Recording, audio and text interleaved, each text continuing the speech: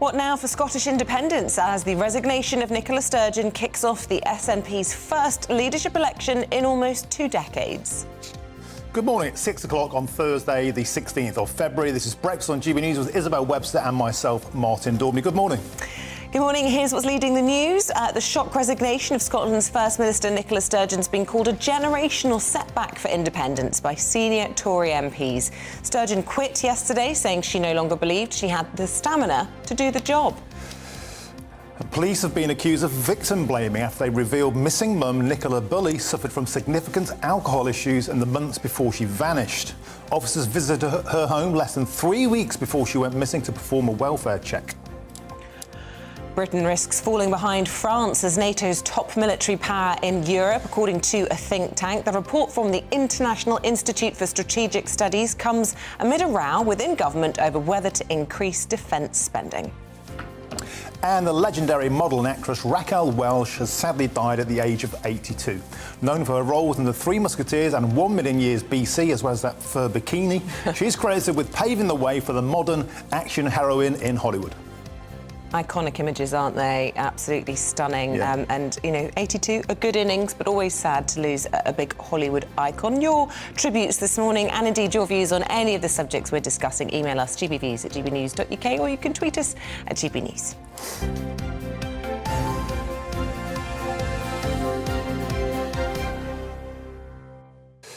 The future of Scottish independence has been thrown into doubt following the resignation of First Minister Nicola Sturgeon. Yes, she said she would stay on until a new leader is chosen as the SNP kicks off its first leadership election in almost 20 years. We've been finding out what people in Edinburgh made of the shock news. It's a fine day. We're very happy because it's a good day for women's rights and we have a chance of getting some of our rights back that have been in jeopardy for quite a while. I was quite happy with her, particularly at the beginning when I first moved up. I thought she did a very good job. She was a very seasoned politician. But, you know, throwing women under the bus on this has been absolutely appalling. To be honest, I think it's a huge blow and it looks like it's a push in the other direction, to be honest. So I think everybody's a bit kind of not really too sure about what's going to happen from here on out. Well, I just think it's really sad. Sad. Very unexpected and very sad. Whoever comes in now, it's hard to follow her. Well, GB News' political editor Darren McCaffrey joins us this morning from Edinburgh. Good morning to you, Darren. Look, those shockwaves from what was a momentous day in politics yesterday still being felt. The SNP have a bit of soul-searching to do in terms of who they're going to pick as their new leader, and big questions about whether or not independence is realistic for them now. Yeah, momentous day yesterday. We've got used to leaders changing left, right and centre in British politics over the last couple of years. We've certainly gone through enough prime ministers, but Nicola Sturgeon's been there through most of it. In fact, she's seen 5 different Westminster prime ministers. She seemed like she was a constant political force, certainly a titan, as you say, of Scottish politics. The longest-serving First Minister this country's ever seen, having held the position for 8 years. Yesterday certainly did come as a shock, even if people were suggesting that her time was drawing to a close. They didn't quite think it was going to come as quickly as yesterday morning. But as always with these things, attention turns to what next, and there will be big questions about who takes over this party. Because, frankly, she had been such a dominant force in Scottish politics. When you ask people here who they would like to take over, people struggle, frankly, for names. Now, Angus Robertson, who was the SNP leader at Westminster, you may remember him when he had clashes with Theresa May during the Brexit negotiations. Well, he's tipped to be the favourite, and I think lots of commentators seem to be suggesting he could well take over that position. Kate Forbes is often talked about as well. She's pretty young, she's only 32. She's been the finance minister here in Scotland, but viewed as someone who's socially conservative. There are other names like John Swinney, who had been leader many decades ago. He's currently deputy leader as well. So there will be a contest to see who takes over. But in the end, they're trying to get this all organised before a special conference next week, specifically on this debate around independence and where the party should go next, not least of all on what avenue they need to pursue for that second referendum, because at the moment, and I think this is one of the major reasons that Nicola Sturgeon handed in her notice effectively, is that there is no easy path to a second referendum. There are no ways through the court system. The UK Supreme Court has slapped that down. Politically, the UK Parliament is not willing to grant one, and the SNP really are in a bind over this now.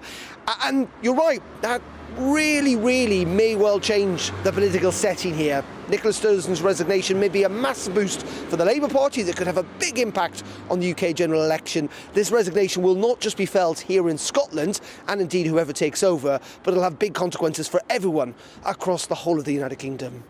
Darren, I just wanted your take really on, I suppose, the narrative yesterday as she stood at the podium and talked about how she instinctively knew it was time to go. Yet 3 weeks before, as Jacinda Ardern did the same thing, she said she had plenty of gas in the tank.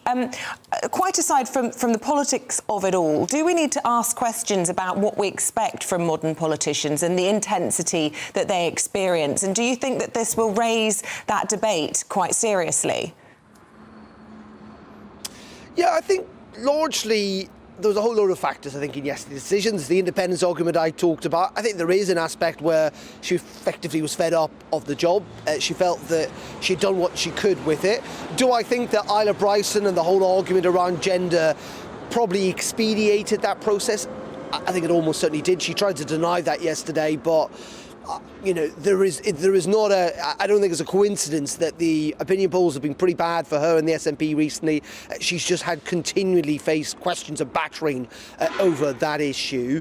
But yes, there are wider questions, of course, about politics these days and how much it burns people out. People talk about being burnt out in all types of different jobs. Well, my word, there's no jobs that I think are more pressurised or more intense than leading a country. Nicola Sturgeon touched upon that yesterday, particularly talking about having to lead Scotland during the pandemic, the coronavirus pandemic, a couple of years ago. And with the intense media scrutiny, the politicians in the past simply did not face. Winston Churchill, some of the great leaders, Disraeli, did not face the intensity of the media scrutiny and the sheer quantity of decision-making processes that politicians need to go through now. And yeah, there are, I think, big questions about the fact that many politicians really struggle with that, particularly when they've led a country for a prolonged period of time.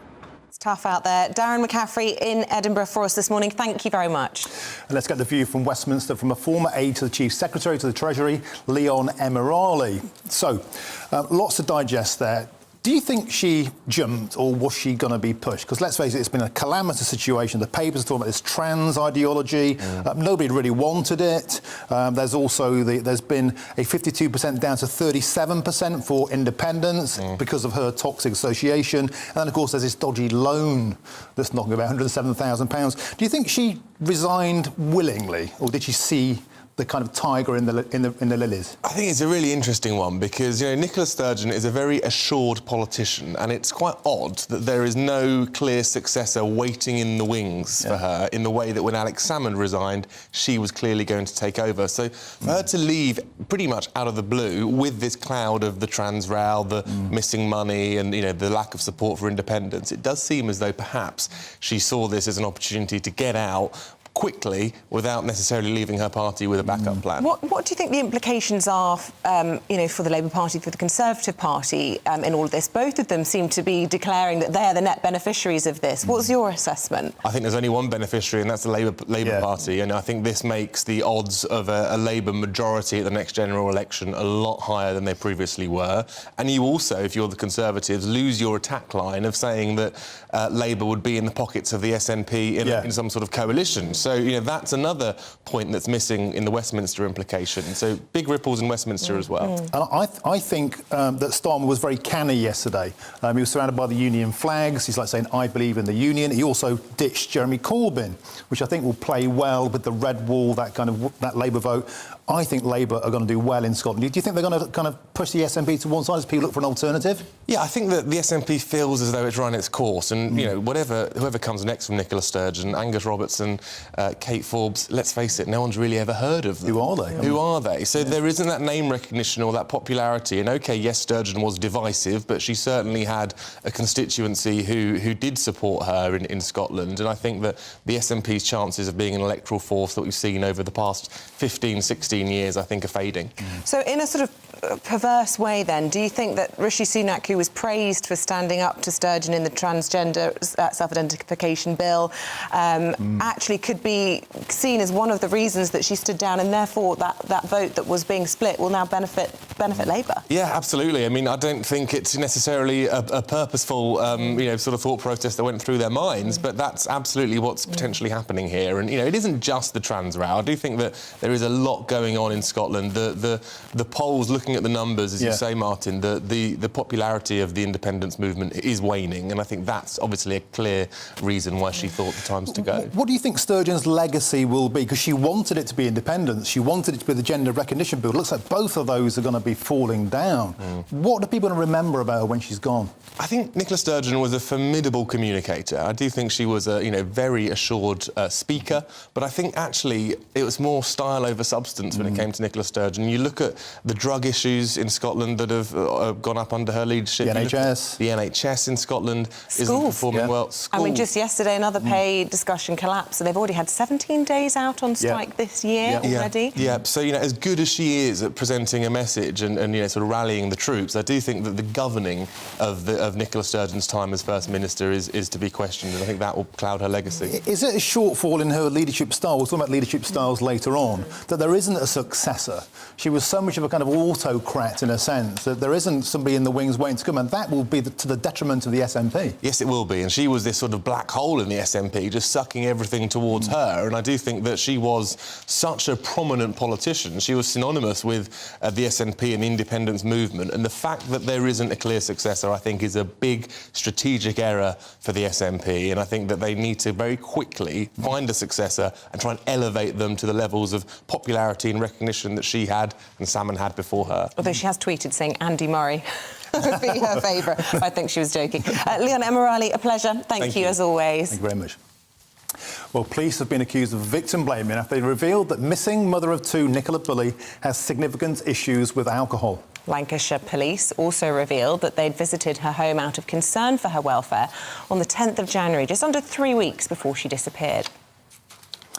For the latest, we can bring in the former Detective Chief Inspector of the Metropolitan Police, Peter Kirkham. Hello, Peter. So this new revelation that Nicola was high risk, it changes everything, doesn't it? Not really. The inquiry will have been proceeding on that basis from the start.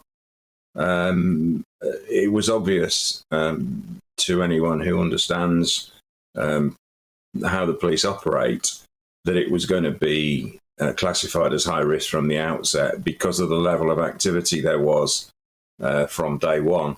It probably also explains why her partner apparently called the police so quickly after finding out that her phone and dog had been discovered, that there was this history of concern and therefore a vulnerability, a distinct possibility that she may have come to some harm, and so she would be high risk from the start. So in relation to the inquiry, it won't change anything at all because that's been the case from the outset. But in relation to the direction or the nature of the inquiry, I mean, it does change things, doesn't it? In as far as the theory she was abducted or maybe she was in the river. And now, is this looking more like, and of course we're only speculating, that if she had issues with alcohol and menopause, it's more likely that she, according to the classification, is likely to self-harm? Indeed, the police haven't said that. It may or may not be the case. But it certainly would not be unusual for that to be associated with those other two aspects.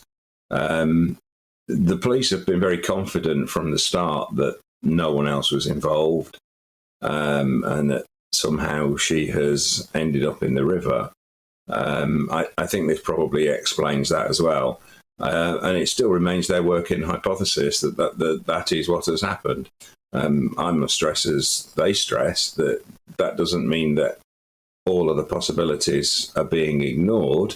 They're constantly keeping their eyes and ears open for anything that suggests there might be another explanation for her disappearance. But as things stand, there's nothing really that signposts anything away from this working hypothesis they have. And so I think we can expect to see searches continuing in and around the river for the foreseeable future. Peter Kirkham, there's obviously been this unprecedented interest in this case from the public, from, whatever you want to call them, keyboard warriors or armchair detectives. And yet, do you think it is justifiable, any of the criticism of the police? I mean, they did this extraordinary press conference yesterday, which seemed to have the intention of what's the word I'm looking for? Dispelling a lot of the myths that were being put out there by these keyboard warriors. And yet it actually ended up raising more questions than it answered by saying that she had these vulnerabilities, that she was high risk. And they then had to U-turn on that. I mean, at best, are they a bit naive? Or at worst, do you think they are displaying, some inadequacies?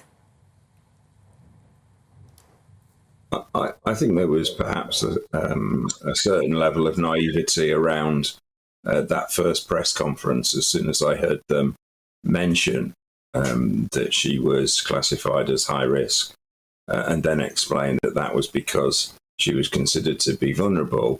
I immediately thought that's not going to be a defendable position for the police. They're going to have so much pressure that sooner or later they're going to have to explain why they considered her vulnerable.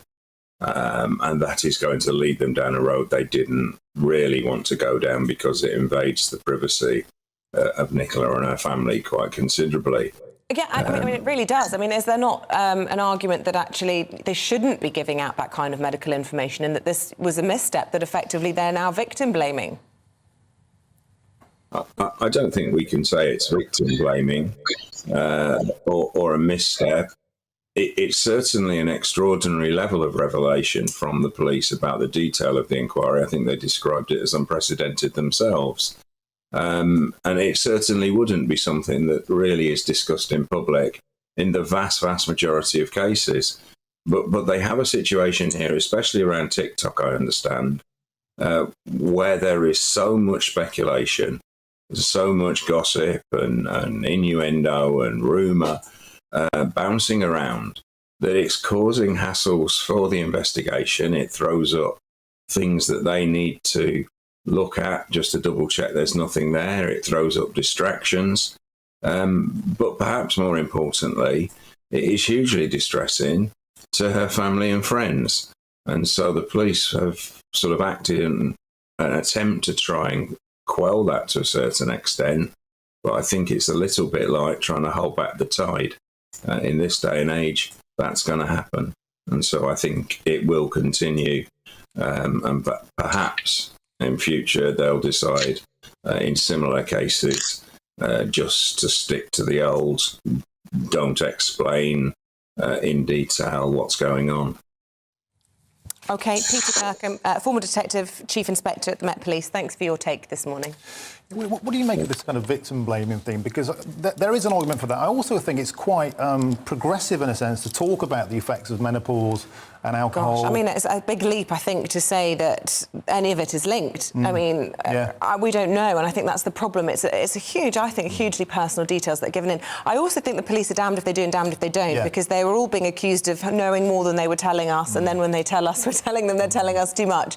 But, at the end of the day, they are the detectives, and it's their call. And a lot of people might view that as being the wrong call on this occasion. I'm still gripping the nation. Anyway, let's bring you up to date with all the rest of the stories today.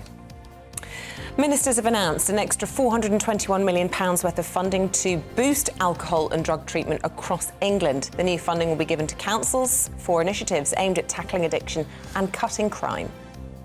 A man who murdered his lover and their 3-year-old son in 1976 has died in prison less than 5 months after he was convicted. 81-year-old William McDowell evaded justice for almost 45 years, but he was given a life sentence in September after being found guilty of the murders of Renee and Andrew McRae in the Highlands. Rare, previously unseen footage has been released showing the wreckage of the Titanic. It was filmed in 1986, just after the ship was found, and its release comes on the 25th anniversary of the Oscar-winning film about the disaster.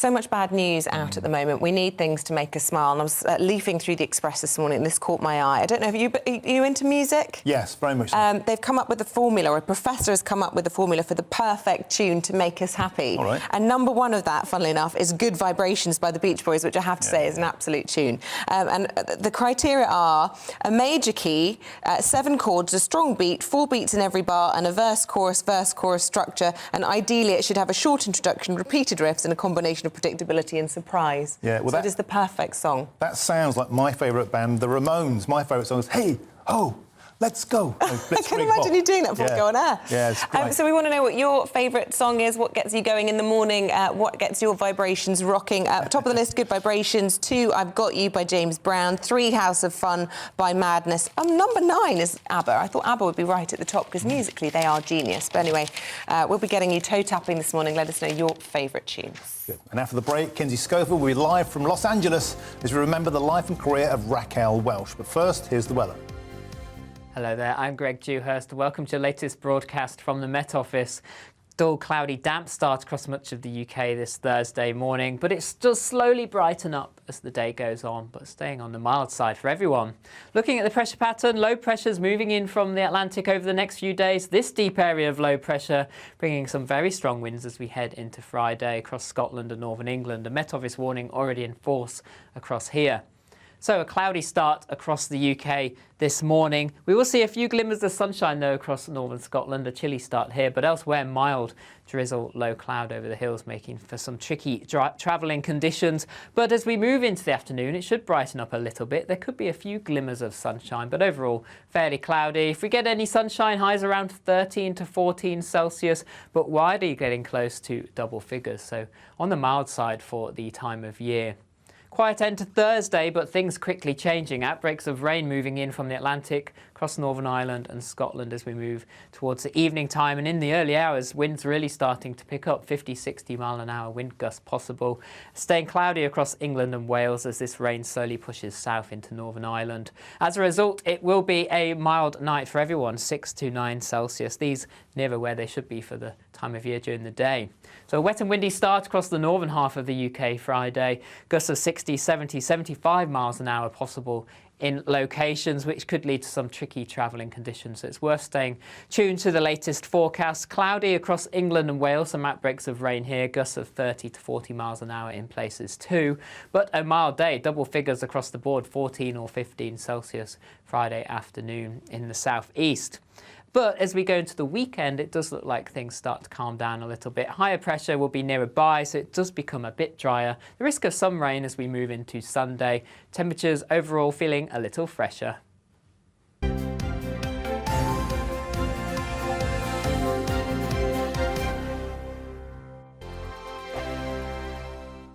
It's all about family, being in people's living rooms, all the interaction and getting to know who our viewers and listeners are. When I was young, my dad used to say, Nana, stop arguing. I wanted an outlet that would enable me to give my opinion.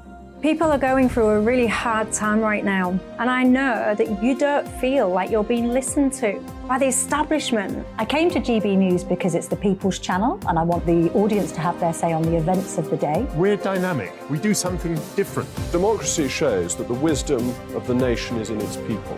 I get to travel to find out what the story is from a personal perspective. The British people aren't fools. We know when we're not being told the full story. We've got to work out how Britain moves forward from this.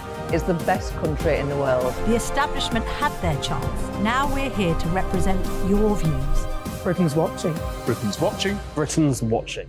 We're proud to be GB News. The People's Channel. Britain's news channel. Hi, Andrew Pierce here. Join me every Friday lunchtime for a proper no-nonsense debrief of the week's events. With special guests in the studio and the GB News team on the ground, I'll be getting you up to date with news, some intelligent discussion and my own sharp take. The weekend starts here with me every Friday lunchtime on GB News, the People's Channel, Britain's news channel. I'm Andrew Doyle. Join me at 7 o'clock every Sunday night for Free Speech Nation, the show where I tackle the week's biggest stories in politics and current affairs with the help of my 2 comedian panellists and a variety of special guests. Free Speech Nation, Sunday nights from 7 on GB News, the People's Channel, Britain's news channel. Join me, Patrick Christie's Monday to Friday, 3 till 6. We tackle the day's news agenda like you've never seen before. It's high tempo, high octane, the most controversial topics and the best guests. You will not be able to take your eyes and ears off it. I'm not afraid to ask the questions that you really want answered. 3 till 6 p.m. Monday to Friday on GB News, the People's Channel, Britain's news channel.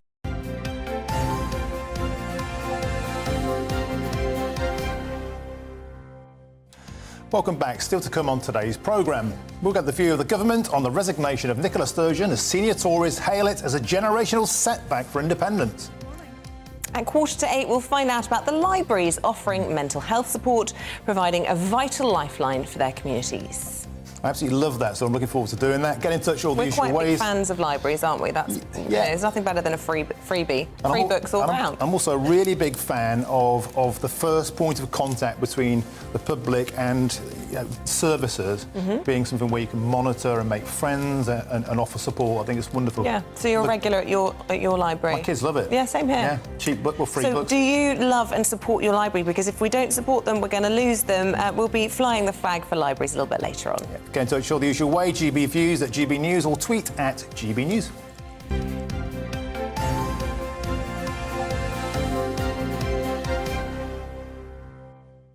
Now, the American actress Raquel Welch has died at the age of 82 following a brief illness.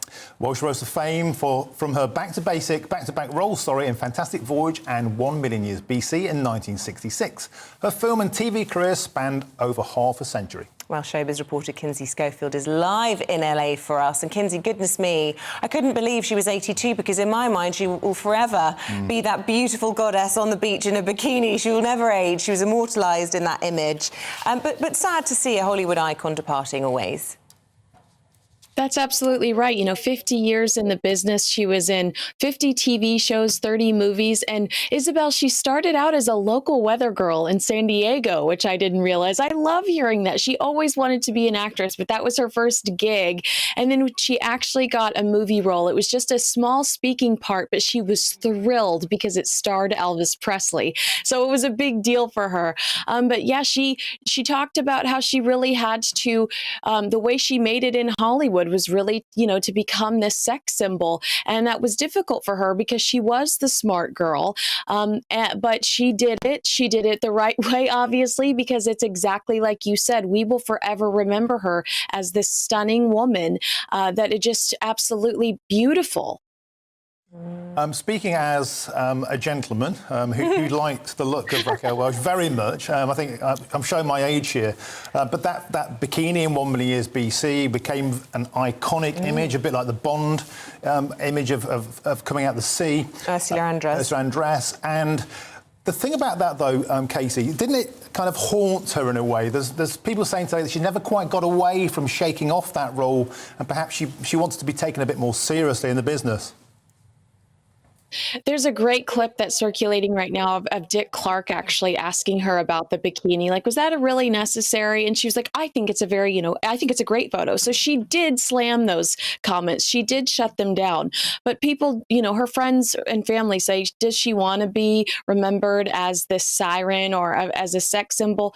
Probably not. But at the time, she did what she had to do to make it in a very difficult industry. And boy, did she make it. I mean, we're mourning her today. I'm talking to you in the UK. So she made an impression on the world. And we will never forget her, and what an impression she made, Kinsey. I have to ask you, whilst we've got your attention, it was the episode we've all been waiting for of South Park last night, featuring Harry and Meghan. Tell us all about it. That's right. South Park. The internet is just all in agreement. South Park is back with a vengeance. We have a really quick clip. Can we show it? Sure. Seriously, it's driving me crazy. I'm sick of hearing about them, but I can't get away from them. They're everywhere, in my face. Look, Kyle, we just kind of don't care about some dumb prince and his stupid wife.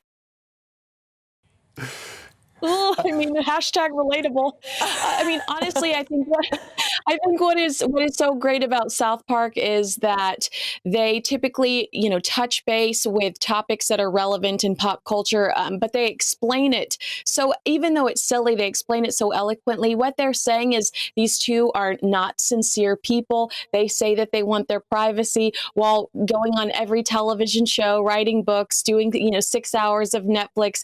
And they basically broke it down and said these two people are not sincere. They're not very likable. And, the people are tired of them. And I think that if you just search South Park on Twitter right now, I'd say 99.9 of the comments about it are celebratory.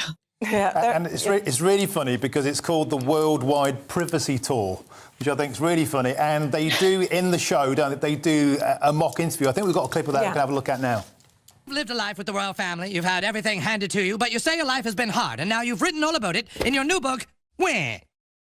Yes, that's right, friend. You see, my wife and I are totally like, you should write a book because your family's like stupid, and then so are like journalists. They nailed it. They nailed it.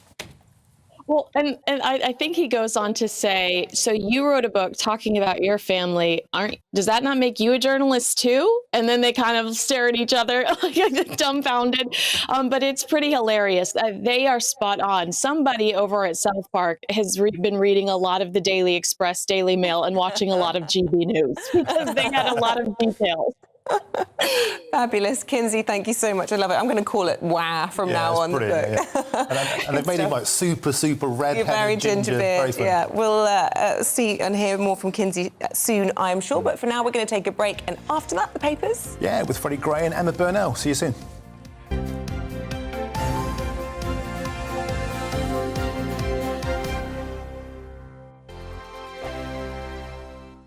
We are GB News, the People's Channel. And right across the United Kingdom. You can find us on Sky Channel 512. Virgin Media Channel 604. Freesat Channel 216. Freeview Channel 236. And YouView Channel 236. You can also take us with you on DAB Plus Radio. With the GB News app and at the website gbnews.uk. We're absolutely everywhere. Come join us on GB News, the People's Channel, Britain's news channel. Join me every Sunday at 6 p.m. for Gloria Meets. In exclusive interviews, I'll be finding out who our politicians really are and what they really think. It's something that you would never want anyone to suffer. I didn't know what channels there were. I didn't think I'd be believed. I must have weighed about 7 stone and I'm 5'8". My instincts was to sort of cover this up. I mean, clearly that was a mistake. Join me every Sunday at 6 p.m. on GB News, the People's Channel, Britain's news channel. Monday to Thursday on GB News, it's Bev Turner Today from 10 a.m. We're going to be here for you, our GB News family, to keep you up to date, but also make you smile. There's a guy who went from puberty to adultery. And I can't wait to bring a few of my own opinions. I have no time for cultural totalitarianism. We'll engage in passionate, but always polite debate, with your thoughts and opinions at the centre of it all. Only on GB News, the People's Channel, Britain's news channel. Hello, I'm Michelle Dewberry, and you can join me every weekday 6 till 7 on Jubes and Kerr. You're an inspiration to us all. Clip that bit up. Well, you are. That's my ringtone. My political ambitions those days are gone, I can tell you. She's only teasing. Go on. He's probably going to want to lay down now. I'll give him 2 minutes to have one. Let's respectfully disagree. That's what we like on Jubes and Kerr. Come and join us. GB News, the People's Channel. Michelle Dewberry, weekday evenings at 6 o'clock.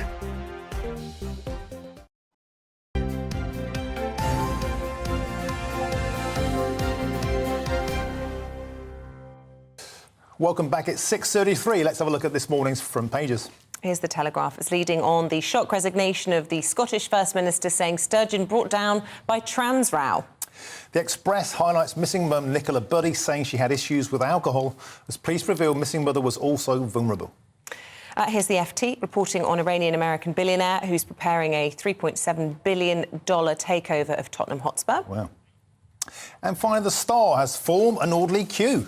Fed up Brits are being lured to a new life down under in Australia. Well, I hope we're talking about that later on. Yes, good, we are. We're joined this morning to go through the papers with the Deputy Editor of The Spectator, Freddie Gray, and the political consultant, Emma Burnell. Good morning to both of you. Good morning. Emma, let's start, shall we, with Nicola Bulley, the front of the Mirror. And, look, we were talking to a detective there about whether or not this was a game-changer coming out and saying that she was high risk. He very much argued it wasn't. But to us armchair detectives, it seems shocking it's taken so long for this to come out, does it not? I think it's partly shocking that it's come out at all and partly shocking that it didn't come out at the beginning. I think you used a fascinating phrase there, armchair detectives. I think that's been one of the big sub-stories of all of this, the fact that everyone's speculating. And I think that's always happened. If you look at, say, Jack the Ripper or something, speculation over who a criminal is, how a criminal behaves, is not new. But people actually are going to the crime scene and recording themselves and Instagramming it and TikToking it. And breaking into cars and buildings. Breaking into places. And it's like, that's not your role. And in fact, you're getting in the way. And what's your motivation? Because I don't think it's just altruistic and people just wanting to find out what's happened. There's a certain amount of... We all have that, morbid curiosity, but also there's inserting yourself into the story unnecessarily, and I think that's really grim.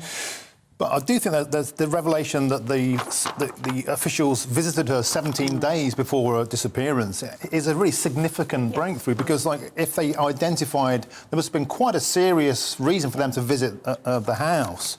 And then the menopause thing, I do think is an intrusion too far. What do you think, Freddie? Well, I think so. And if the police knew that, and they obviously did, and they'd made it perhaps slightly clearer, this wouldn't be such a big story now. We wouldn't all know that she had issues with alcohol, which we now do because they weren't clear in their communications early on. Well, very early on, the police, I remember saying it was completely out of character. That phrase was one that the police used. It's completely out of character for her to go missing. And then we hear that 15, 17 days before she'd been visited by police. The context is changed. It's almost as though the police got swept up in the online sleuthing as much as the others, and the sort of buzz of the story. What about the infringement of privacy when it comes to medical information? Because, talking about her menopause issues, to many people is an intensely... Well, you're entitled to right to privacy when it comes to your medical details. Well, indeed, but I mean, in cases like this, if the police brief journalists earlier that there are other factors involved, then maybe it doesn't become this sort of murder hunt early on, which it did possibly far too soon. Absolutely. Because it absolutely does change it. I said to the cop earlier, and he denied it. He got a bit stuffy, actually. And I think it's fair to say that if there's an alcohol issue, there's a menopause issue, and then it's a higher risk category, it moves away from the theories, again, armchair theories of being abducted and more into the realms of self-harm. Yeah. It seems to be. And of course, we still don't know. And it doesn't dominate the front pages in the same way, causing all of this ripple-on effect. If journalists had been briefed, as you say, just privately, that there were other issues, I don't think we would have seen the constant front-page coverage, and therefore I don't think it would have been such a big deal for those armchair sleuths. Meanwhile, Freddie, let's turn our attention, shall we, to the big news of yesterday. Nicola Sturgeon's, massive shock of her resignation. 3 weeks before... You may wonder why I'm wearing a dark tie. You're in black today. I'm in mourning for Nicola. Are you grieving? I'm the only man in Westminster mourning for Nicola. Well, will you, actually, on a serious note, will you miss her contribution to debate, public life, entertainment? Not at all. Not really, no. I think, the Mail front page sums it up. Tearful Sturgeon quits with her dreams in tatters. It doesn't sound too sad, does it? Yes, I think it was a bombshell piece of news yesterday. We had an absolute nightmare at The Spectator, sort of 2 hours to go before we go to press. Getting on the front page, but we did it. Well done, everyone involved. She really did it just to mess you guys up. I think that was her final.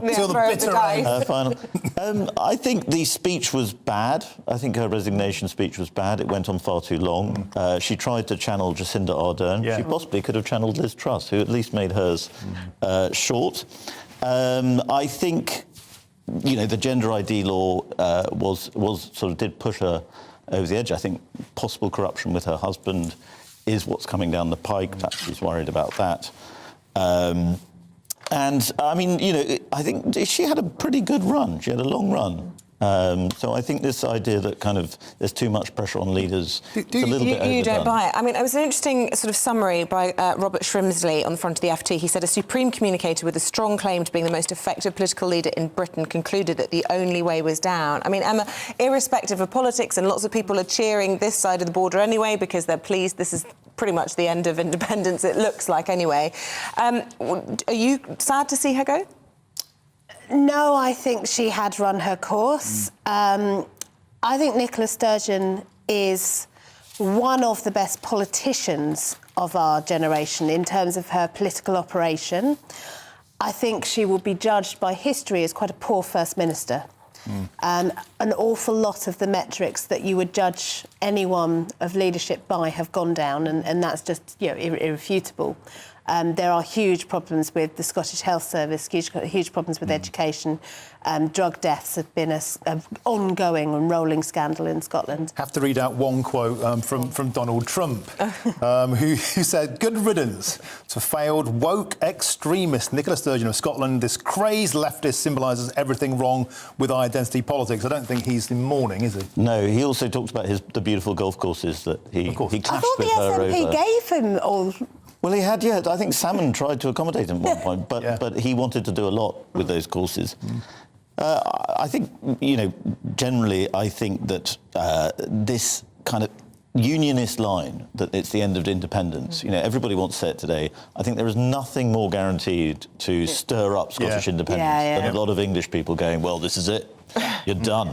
But do you think next year's election will be a de facto referendum as she pledged? No, I don't think so. I think this does now open up opportunities for Labour. I think it is bad news sort of in a parliamentary sense for the Tory party. However, it is good news for Rishi Sunak because he picked this fight very deliberately with Sturgeon over the gender ID law. You think it's good news for him? Because we were discussing this with Leon Emirali and we thought maybe perversely it actually has come back to bite him because effectively it's improved Labour's chances. I think so, but I think he's shown that he can win on an issue. Right. And I think also, you know, there's the Northern Ireland Protocol coming up. I think he's going to make one of his wants to make one of his defining issues as PM, that is the guy who held the union together. So even if he goes crashing down to electoral defeat, which seems almost inevitable now, that could be his legacy. OK, talking about holding things together, let's move on to your next story, Emma. Hollowed out army. This is the revelation that France now outguns the British military. Yeah, well, the British military has been reducing for years and years, and this has been something that I think has been bubbling under. I don't know how true this is, but I once met a soldier who told me that we can't actually officially call our army an army. It's only big enough to be a militia rather than an army. I don't know what the strict definitions of those things are, but that sense that he had, and this is 7 years ago now, that the army had been hollowed out, and I don't think it has improved. Now, there's a question about how much we do or don't need a standing army, given that we are a country that is exceptionally reluctant to go to war on any terms. I think what happened 20 years ago now, 20 years ago yesterday was the 1 million-person march against Iraq. So we are talking about a long time ago since we decided to put troops on the ground anywhere. We've withdrawn from Afghanistan now. We're not, although we're doing an awful lot to help Ukraine, the real red line is boots on the ground. So it might be that we are not a country that needs a standing army as it stands, but it is something that is under-discussed in terms of what does our military look like, what should our military look like, and how do we manage that process? Yeah, I mean, it's certainly a hot topic at the moment, isn't it? And we're hearing that there's this Whitehall row between the Treasury and the MOD, the Treasury accusing the MOD of being, with procurement, absent-mindedly spending on hugely expensive kit. Yes. But when we do have a hollowed-out army, actually, you do need kind of modern warfare equipment, don't you? And there's a big argument to be said that you have to spend on those sorts of things. I think the MOD are some of the best briefers in the business. They always manage to get a front page, even when there's this, Sturgeon story like that. They always manage to get on the front page with these stories. Ben Wallace used a very rude word on the airwaves yesterday morning. Did you see that? Yeah, I did see that. But I think. Never mind the Yeah. I think what I love is we always get these charts about comparisons with France. This happens every time there's a row, and it always sort of feels like there's sort of unconscious thing is, we can make people think in a war against France we'd lose. I don't think there's any realistic, despite Brexit rows. Frenchman. I don't think there's, well remembered. I think that clearly we do need to fund our military. We do spend more than other NATO allies on the military. I think the effectiveness of that spending is what Hunt's worried about. Quite a lot of it ends up with the American military complex, military-industrial complex, and whereas the French tend to spend more on their own kit. So perhaps that's the real fight. Move on to the next story. Another significant political person chucked in the bin yesterday. Corbyn was binned when Starmer effectively said he will not stand as Labour MP at the next election. So are you in mourning twice today? Yeah. What do you make of that? Was it canny politics? Will that land well in the Red Wall, getting rid of Corbyn? I think, well, the Tories always think Corbyn is this sort of opportunity for them, and so it's almost a double loss in sort of useful scarecrows.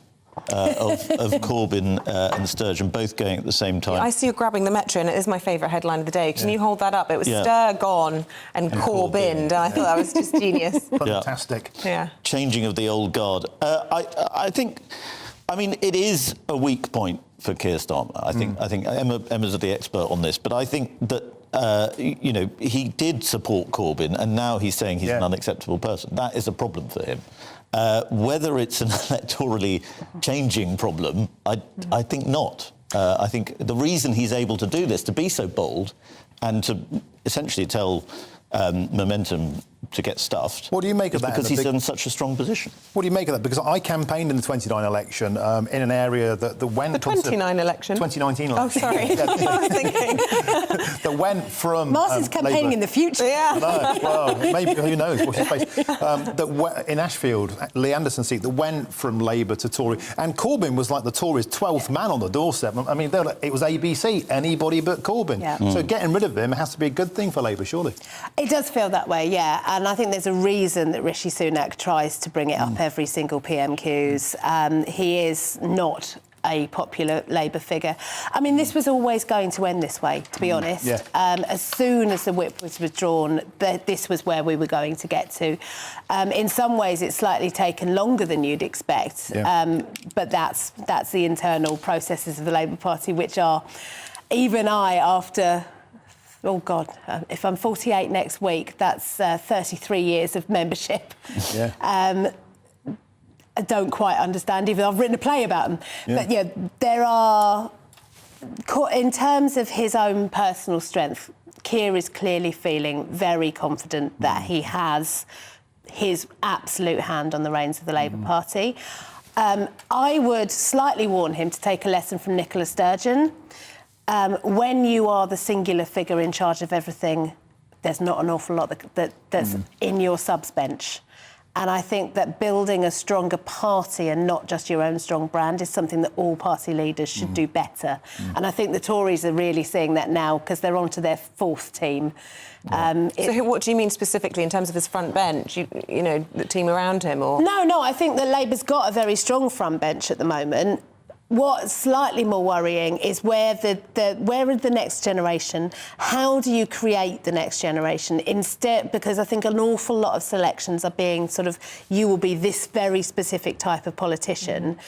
And that if you choose lots and lots of people who are all the same, they don't get challenged enough internally. And if you're not challenged internally, you're really bad at external challenge. Maybe it's a good thing because it's sending out the message we don't want any more of these kind of far-left, kind of pro-Palestinian, kind of, gender identity nonsense stuff. And Starmer was there with his union flags, looking very much like Boris Johnson in many ways, and sending out this message, I'm British, I'm patriotic, I'm a unionist, and I'm not going to be dragged by the nose by the far left. Well, first of all, though, as someone who's on the appallingly named soft left, I would not place the gender identity issue on either the left or right of the Labour Party. There are people who argue both sides of that across the political spectrum. It's on the wrong bit, not the left or the right bit, it's on the wrong bit. So, I mean, I would agree with you, as you know. Yeah. But I do think, yes...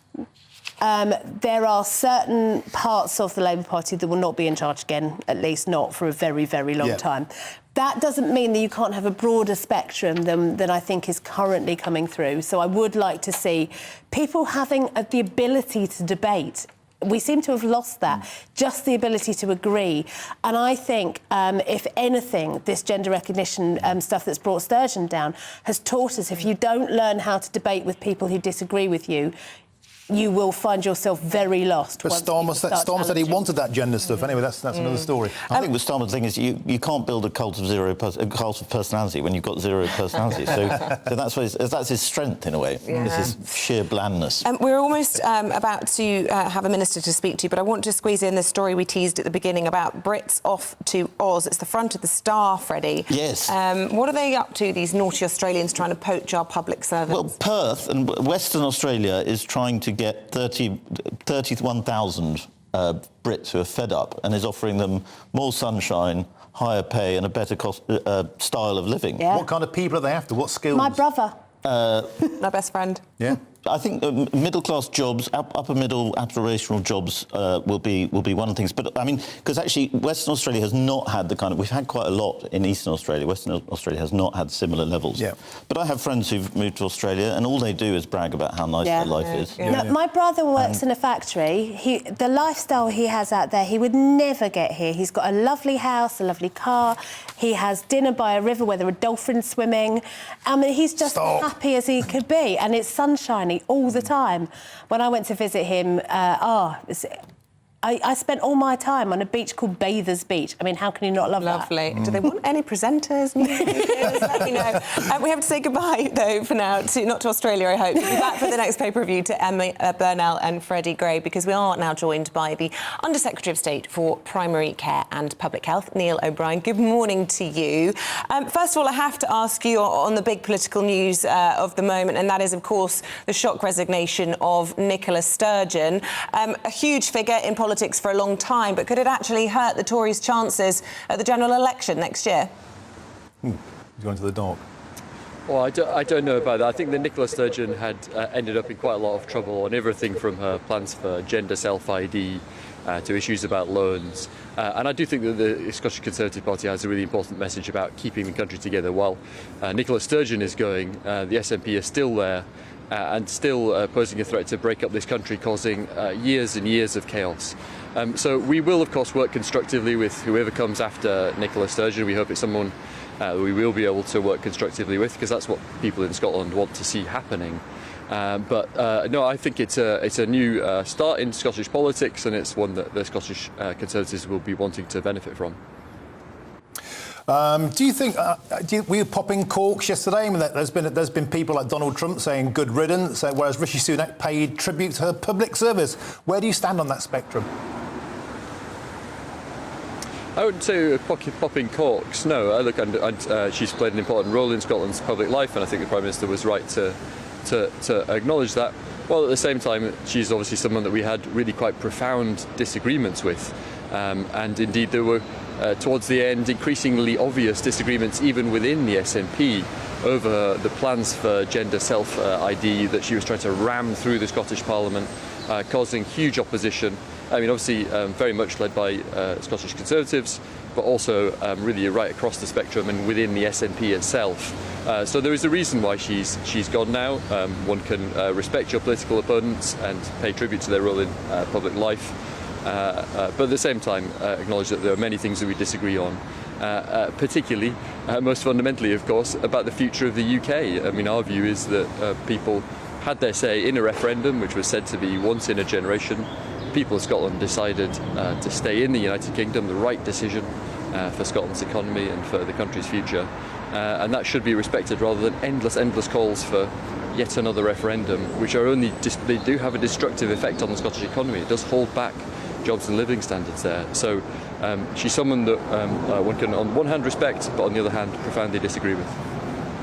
We'll talk about what her legacy will be, but I suppose you could also ask perhaps whether this will feed into Rishi Sunak's legacy. A lot of people will say that his intervention on that gender reform bill will actually have contributed to her resignation and therefore to independence being deferred at least for another generation. And we're told there's rumours of a deal on the Northern Ireland Protocol to be announced perhaps as early as next week. And perhaps his legacy, even if he loses at the election next year, will be one of keeping the union together.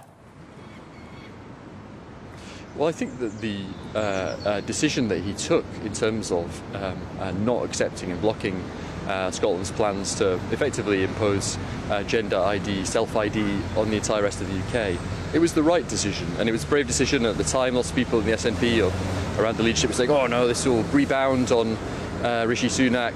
He'll come off the worst in this." But in reality, it's Nicola Sturgeon who's been the one who's ended up going. So it was a brave decision, and it was the right decision. And on the Northern Ireland Protocol, I'm not close to the negotiations that are going on and discussions that are going on. I know that there's lots of work going on to further improve the protocol so we can have smoother trade across the Irish Sea. I don't know when those will be coming out, but it all sounds positive from my point of view. And in terms of the next election, of course, we're still a fair way away from it. I think that the thing you can do as a politician is to pursue the right agenda, to pursue the things that people want you to. And I think that the sort of plan that the Prime Minister set out about cutting inflation, about getting the NHS waiting lists down and stopping the boats, crucially, is the right agenda. And so I'm proud that we are pursuing the things that people want us to pursue. Mr O'Brien, you're here today to announce what looks like a very, very exciting and progressive use of £421 million of extra money to fund and to combat drug and alcohol misuse. Can you tell us about that plan, please? Yeah, so we're allocating £400 million over the next 2 years to increase the number of the capacity of people to get drug treatment. And we're doing that partly because we know that drug addiction drives so much crime. It drives about half of all crime. And because we know that if people get into drug treatment, that radically reduces their likelihood that they will be out there causing chaos and causing crime. And so we're making this big investment that will mean more people in treatment, new types of treatment, and as well as being good for all the rest of us and cutting crime. Of course, it's a path out of terrible, terrible addiction for people who are trapped in it.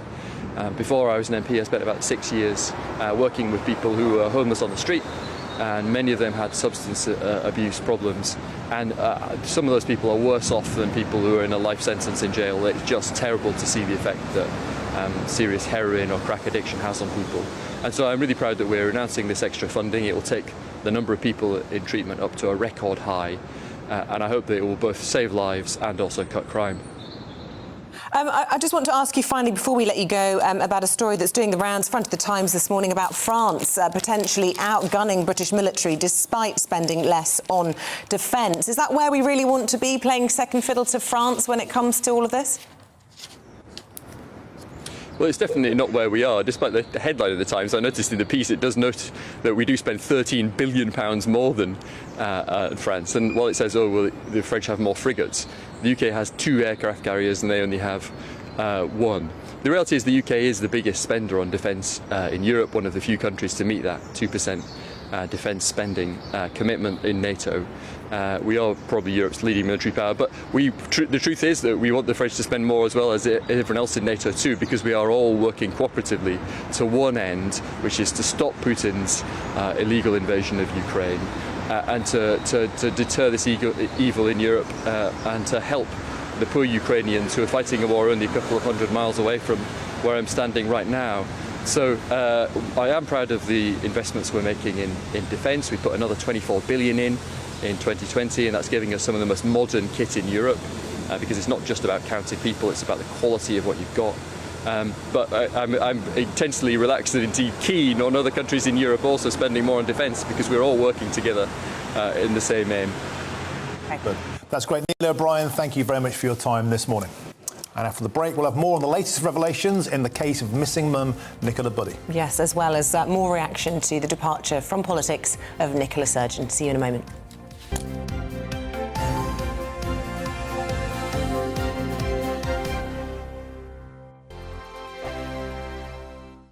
First and foremost, I am a GB News fan, and I was before I was working here. Just love the fact that we're asking the questions that a lot of establishment media won't ask. With a bit of a twist, we not only want to inform you, but we want to keep you entertained. It's worth the drive because you get in and the team's all ready and waiting, they're itching to go, and it's a proper little family. GB News is the People's Channel. It's the audience that makes the programme sing. We're giving our viewers and our listeners a voice. I see the thousands of your letters, tweets, emails, you name it, coming in. Britain is broken. How on earth did we get into this mess? But more importantly, how do we get out of it? The establishment had their chance. Now we're here to represent you. It's time for something different. It's time for GB News. I'm very patriotic. I believe in Britain. Our best days lie ahead. Britain's watching. Britain's watching. Join us here on GB News. The People's Channel. Britain's news channel. We are GB News, right across the nation. You can get us on television, on radio, on digital. We're absolutely everywhere. Amazing. You see, amazing. You remind me of me in the European Parliament. But here's the most important bit. We are not part of the mainstream establishment. We think and speak just like you do. We are the People's Channel. Magnificent. That's really, really thoughtful. Come and join us on GB News, the People's News Channel. Monday to Thursday, 9 p.m. till 11 p.m. Join me, Dan Wootton. I'll bring you the sharpest takes and hottest debates. Do you not believe in prison? I don't believe in prisons. I'm completely stunned. I guarantee you there'll be no spin, no bias, no censorship. I actually was personally quite offended by it. And no reason to go to bed. So I guess they've always been quite woke. That's Dan Wootton tonight on TV, radio and online. Monday to Thursday from 9 p.m. till 11 p.m. on GB News. The People's Channel. Britain's news channel.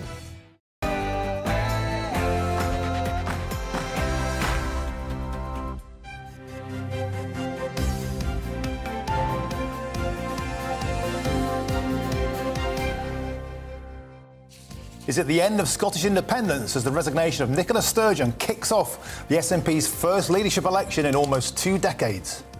Good morning, it is 7 o'clock. It's Thursday, the 16th of February. A very warm welcome to the programme. You're watching and listening to Breakfast on GB News with Isabel, Webster and Martin Daubney. And here's what's leading the news this morning.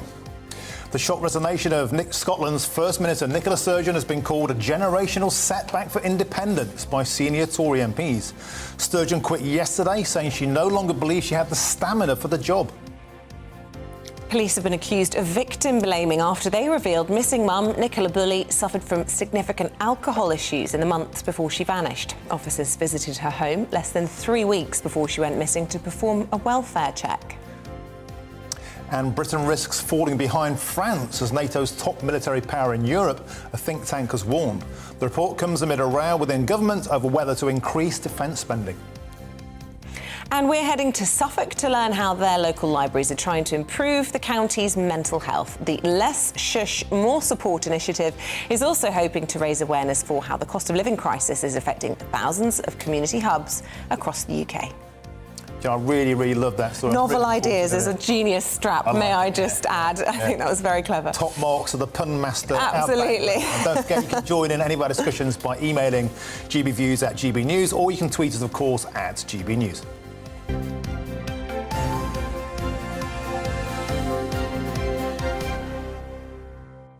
So it's our top story this morning. The future of Scottish independence has been thrown into doubt following the resignation of First Minister Nicola Sturgeon. Yeah, she said she would stay on until the next leader is chosen as the SNP kicks off its first leadership election in almost 20 years. Well, GB News' political editor Darren McCaffrey joins us live from Holyrood this morning. Good morning to you, Darren. Look, the implications of this as we all come to terms with Scottish politics, with the SNP, without Nicola Sturgeon, what does it mean for the party and indeed for independence?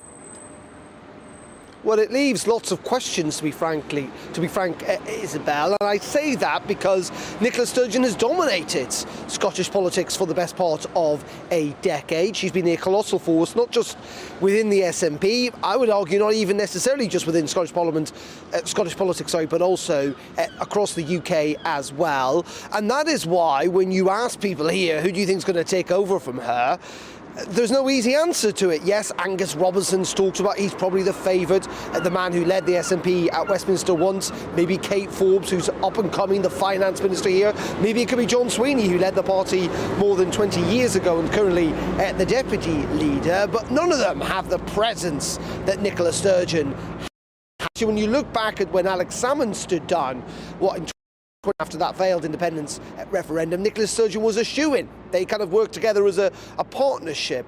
That is not the sense that you get now, and this comes at a time, a crucial time, of which the SNP is going to have to work out its strategy of trying to achieve that second referendum. There is due to be this special conference next month here in Scotland, which the SNP were going to try and come up with that strategy about trying to use maybe the next Westminster election as a de facto referendum.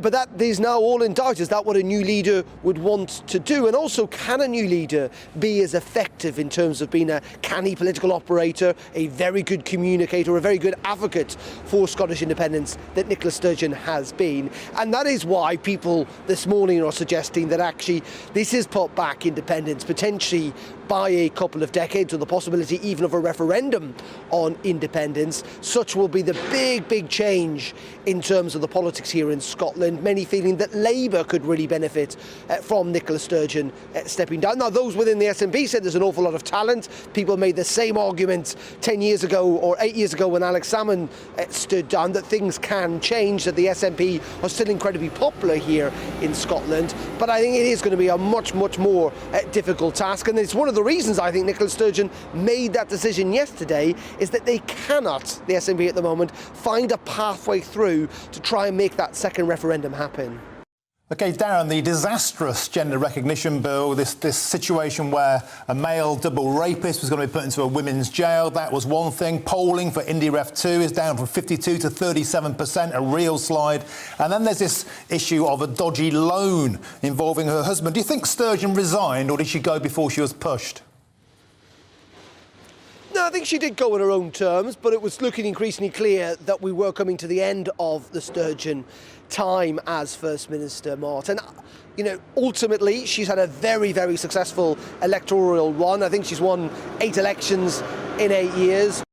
Not for the politicians who can claim to have done that. But you're right, in recent times, things got pretty tricky, not least of all, as you say, around the Gender Recognition Act and Isla Bryson, the rapist who ended up, first of all, in a women's prison here in Scotland. It's an issue that Nicola Sturgeon's really struggled with. You add to that, as you say, falling support for independence, the fact that the education standards Nicola Sturgeon had said herself to be measured against were not holding up.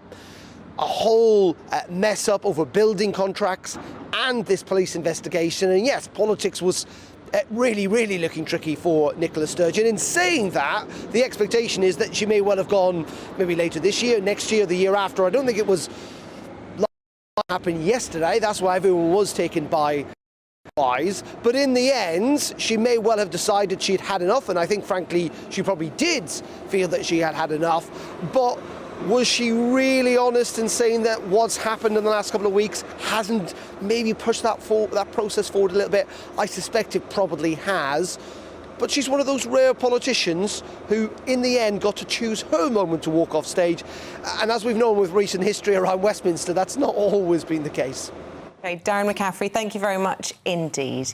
Well, let's get the view now of former aide to the Chief Secretary to the Treasury, Leon Emirali. Good to see you, Leon. Look, we've talked about what this means possibly for independence, but who are the net winners in all of this? Both the Labour Party and the Conservatives have potentially got something to gain from this. They do. I mean, I think that the Unionists are the real winners here. I do think that the separatist movement in Scotland is going to take a big hit, but I think politically, Labour look to be the big winners because ultimately it creates this void in Scotland where Labour can potentially get back into the kind of levels where they were pre the SNP surge. And I think if they're able to deliver on that and make the most of that, then a majority at the next general election seemed more likely. One of the big fears of a lot of people was that Labour might do some sort of pact with the SNP, and that now looks off the cards, doesn't it? Because I think Labour will be really campaigning hard north of the border, and they'll fancy their chances, won't they? Absolutely will do. And we might remember the election with Ed Miliband, where there was that famous poster of of him in Alex Salmond's pocket. And that was a very clever and powerful attack line from the Conservatives. And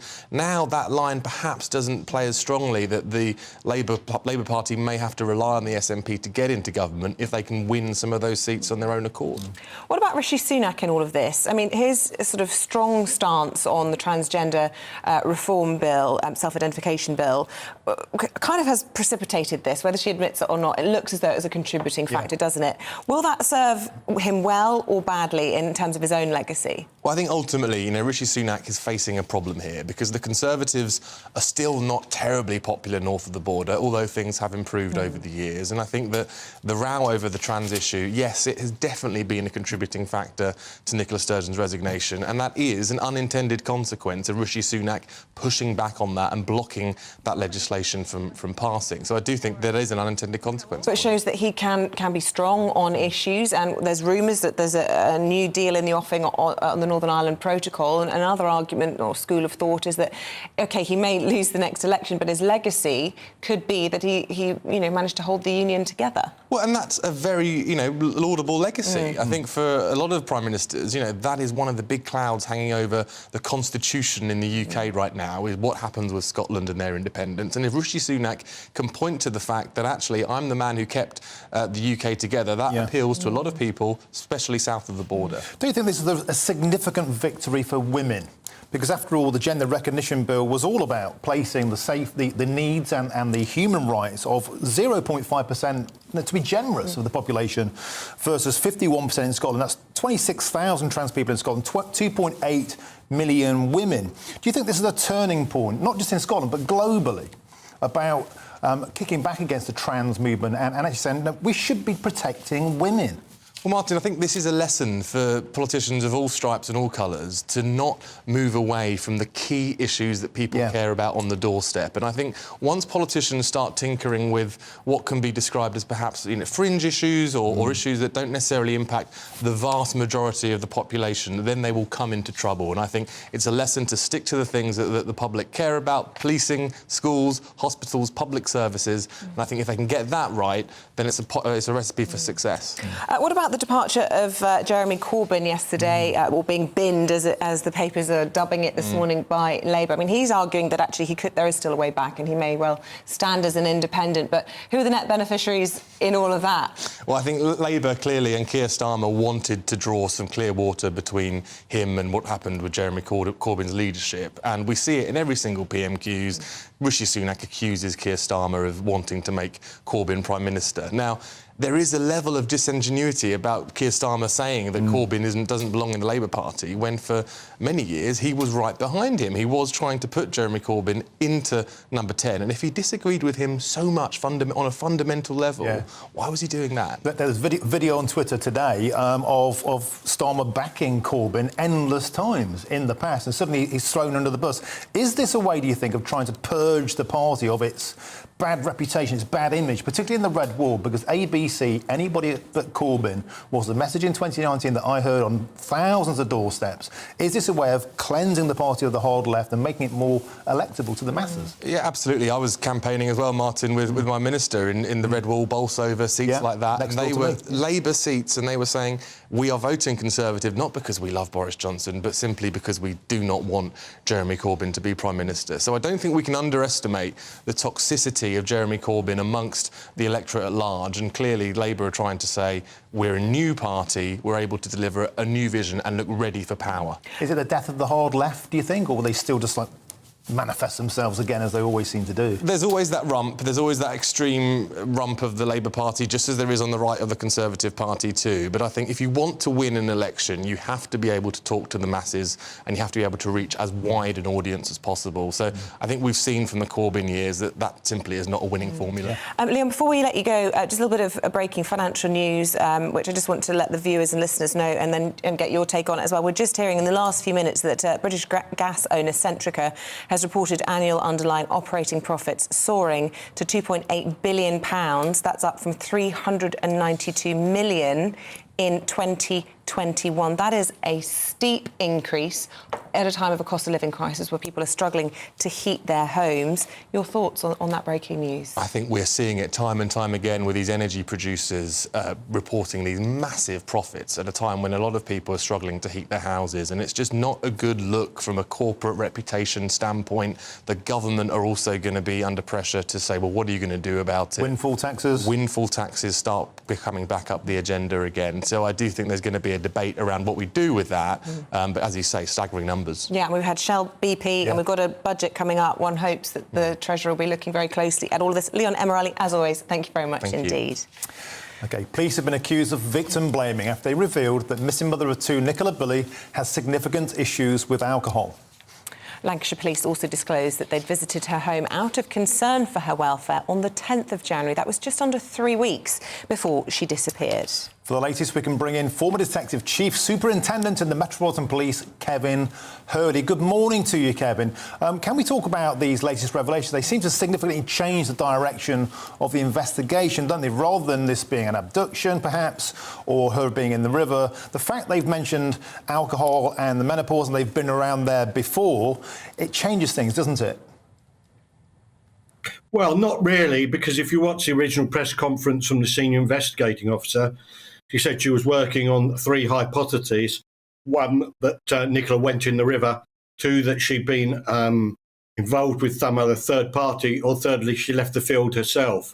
So all we've been given now by the police conference or the police press conference is the further information that caused them to make a decision to grade her of what is called a high-risk missing person. Now, as the person who wrote National Missing Persons Doctrine and how we grade people, I know something about that. You have a scale and a way of measuring vulnerabilities around someone to decide how many assets you will put to look for them. And in this particular case, because what they had been told by the family, they regarded her as a high-risk missing person. So there's not really been any change, and police are not victim blaming. They're simply just following the leads, as always have done from the past, and others might be accusing them of doing that. OK, just does it not contradict what they said in the very immediate aftermath of her disappearance, which was that this was completely out of character, and to then say, well, there was this background stuff where she'd been visited by police 15 or 17 days before, there were concerns about alcohol and you know, her health generally. Does that not contradict it? Well, not really, because, of course, the pattern would be emerging of what they actually knew. And as the investigation team started to inquire into other factors, this would have become more relevant, because at the very beginning, they were dealing with an open mind. Either she went into the river or she was the victim of some third-party activity. So, no, I don't think so. I've watched the way the senior investigating officer has explained her thought processes. And to be frank, I think they're doing a very professional job. The challenge you have with something like this, where it's such an unknown, is no one wants to accept the potentially unpalatable, potentially I say, that perhaps the person concerned did in fact voluntarily go into the river themselves and took their own life, because this means everyone else associated with the family will look to blame themselves. So, I mean, the police position is they've got an open mind, but there is no evidence whatsoever from CCTV, 300-odd witnesses, that there's any third-party involvement, and neither is any evidence from CCTV she left that field. So it comes down to the unpalatable and unfortunate fact that probably, and I say probably, she went into the river. But Kevin, can you not sort of see the public reaction to the sensitivity of releasing information like, you know, Mummy was an alcoholic, or being menopausal might make you do erratic things, and releasing medical records to the public like this? That is an intrusion of people's privacy at a delicate time, and the family, isn't it? Well, yes, it is, but there's always a balance on what I would call public confidence.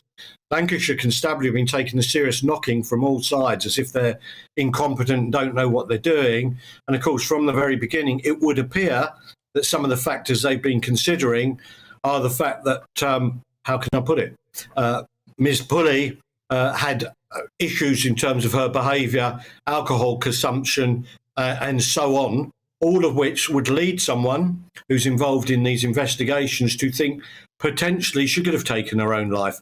But I think it's appropriate probably now, because of the continual criticism from, may I say, so-called experts that don't know all the facts, that they're now putting out some additional facts to help keep the public informed. Yeah, one hopes that she will be found.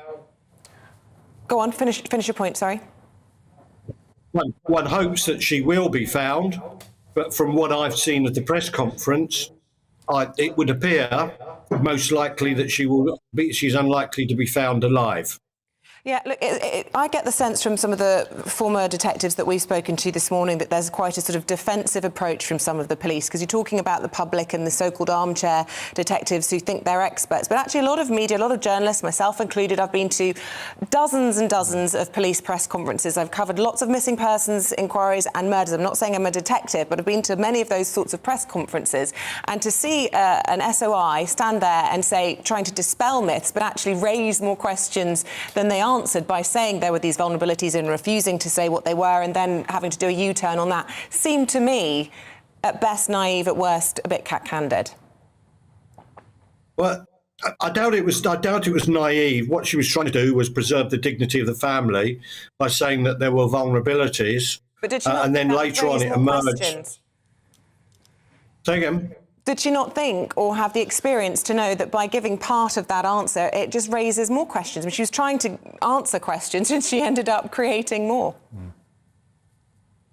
Well, I'm quite sure she did reflect upon that, because it looks like her age, like she's been in about 20 odd years. So I'm pretty sure of that. And she wouldn't be the senior investigating officer or detective superintendent if she was incompetent. But the fact is, you know, as pushed, it would be appropriate at this stage to say there were other vulnerabilities that may have been a factor. Now, I didn't see the exact words used when it was stated that she used alcohol, and I don't know quite how that came into the mix. But all of these things are factors that could influence the way in which a person thinks if they decide to take their own life. So I think the position with them is they're still open-minded. But the indicators are, and it's why in the first case they said it's a high-risk missing person, because the reality of it would be that actually a woman with children disappearing and being unseen for some hours would not necessarily spark it as a high risk, because you might think either there's been a loss of contact, she's having an affair, or she'll come back later and there's been a row. So gradually, as you become aware of other vulnerabilities, which is, we now know that police have been called to the address before, there's been a use of alcohol, then you start to think, oh, hello, we need to put more searches into this. You know, the police put a lot of searches in at an early stage, which they probably would not have done if this was regarded as a low-risk missing person or even a medium risk.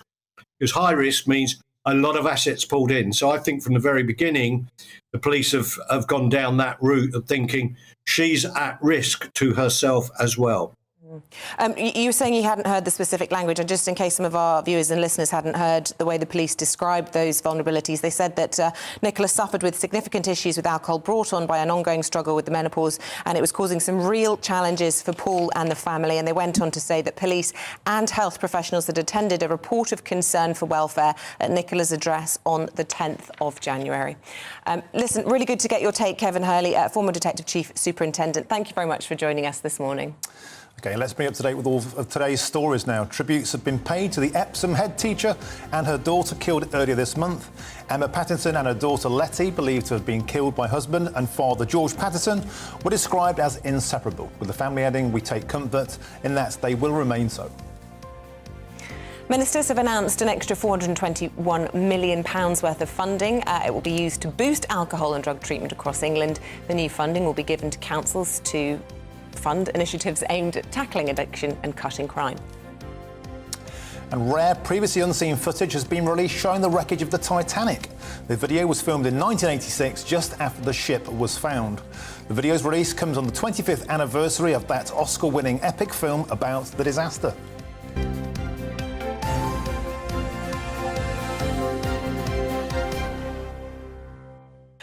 If you were watching a little bit earlier on, around this time last hour, we were discussing what makes the perfect tune. A professor has been studying it in a lab and has come up with Good Vibrations by the Beach Boys. We asked you for your favourites. What have people been saying, Martin? One that I agree with here. Sean says, my favourite song to lift the soul is Mr. Blue Sky by ELO. That's an Alan Sing it to me. Mr. Blue Sky.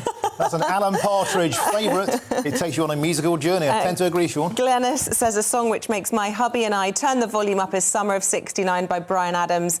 Love the show. Thank you, Glennis. I have to say, when that song comes on, I know every word of it. I don't know why. Yeah. It's just stored somewhere in the back of my brain, and I love belting that one out as well, Glennis. And Johnny is to-rai, to-rai, to-rai.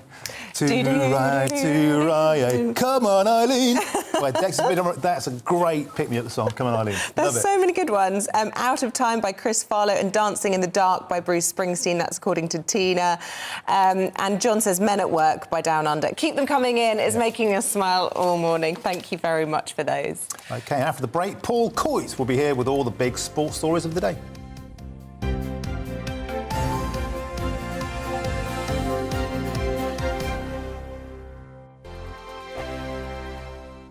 First and foremost, I am a GB News fan, and I was before I was working here. Just love the fact that we're asking the questions that a lot of establishment media won't ask. With a bit of a twist, we not only want to inform you, but we want to keep you entertained. It's worth the drive because you get in and the team's all ready and waiting, they're itching to go, and it's a proper little family. GB News is the People's Channel. It's the audience that makes the programme sing. We're giving our viewers and our listeners a voice. I see the thousands of your letters, tweets, emails, you name it, coming in. Britain is broken.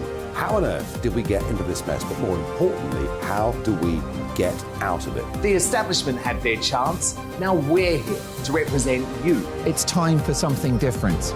It's time for GB News. I'm very patriotic. I believe in Britain. Our best days lie ahead. Britain's watching. Britain's watching. Join us here on GB News. The People's Channel. Britain's news channel. I'm Andrew Doyle. Join me at 7 o'clock every Sunday night for Free Speech Nation, the show where I tackle the week's biggest stories in politics and current affairs with the help of my two comedian panellists and a variety of special guests. Free Speech Nation, Sunday nights from 7 on GB News, the People's Channel, Britain's news channel. Here on GB News Live, we'll be keeping you in the picture, finding out what's happening across the country and finding out why it matters to you. We'll have the facts fast with our team of reporters and specialist correspondents. Wherever it's happening, we'll be there from 12 noon on TV, radio and online. GB News, the People's Channel, Britain's news channel. I'm Michael Portillo. Join me on GB News on a Sunday morning for topical discussion, debate, arts and culture, and sometimes even ethical dilemmas. I don't always agree with you, Michael. Michael Portillo, Sundays on GB News, the People's Channel, Britain's news channel. Hello, I'm Michelle Dewberry, and you can join me every weekday 6 till 7 on Jubes and Kerr. You're an inspiration to us all. Clip that bit up. Well, you are. That's my ringtone. My political ambitions those days are gone, I can tell you. She's only teasing. Go on. He's probably going to want to lay down now. I'll give him 2 minutes to have one. Let's respectfully disagree. That's what we like on Jubes and Kerr. Come and join us. GB News, the People's Channel. Michelle Dewberry, weekday evenings at 6 o'clock. I'm Simon Evans. Join me on GB News for Headliners at 11 p.m. What's the scoop? I'll be joined by two of the country's top comedians. That's right. As we take a look at tomorrow's newspapers tonight. We're going to get into trouble. If it's a big story, we'll be covering it. Spill some tea on him. There we go. But we'll also have some fun. I wouldn't stick up a bank. My father didn't love me. So anyway. Headliners every night from 11 on GB News, the People's Channel, Britain's news channel. Join me, Nana Akue, Saturday and Sunday afternoons on GB News. Expect fiery debate and passionate discussion as me and my panel tackle some of the biggest topics hitting the headlines. It's a place for everyone's opinion. No one gets cancelled, but no one gets an easy ride. Oh, she's on it today! Be ready for conversations that are fierce, frank, and of course, fun. Every Saturday and Sunday afternoon from 4 p.m. on GB News, the People's Channel.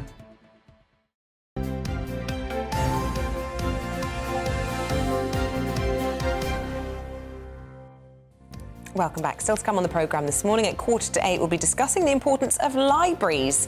We'll be focusing on Suffolk Library. They're launching a new initiative to offer mental health support to its patrons. We've been calling it a novel idea. Yeah, loving that one. And as the focus turns to Nicola Sturgeon's legacy following her resignation, we'll ask, what makes a good leader? And keep your thoughts coming in on any of the topics we're covering, from your favourite song to exactly that. Let us know, GBVs at gbnews.uk, or you can tweet us at GBnews.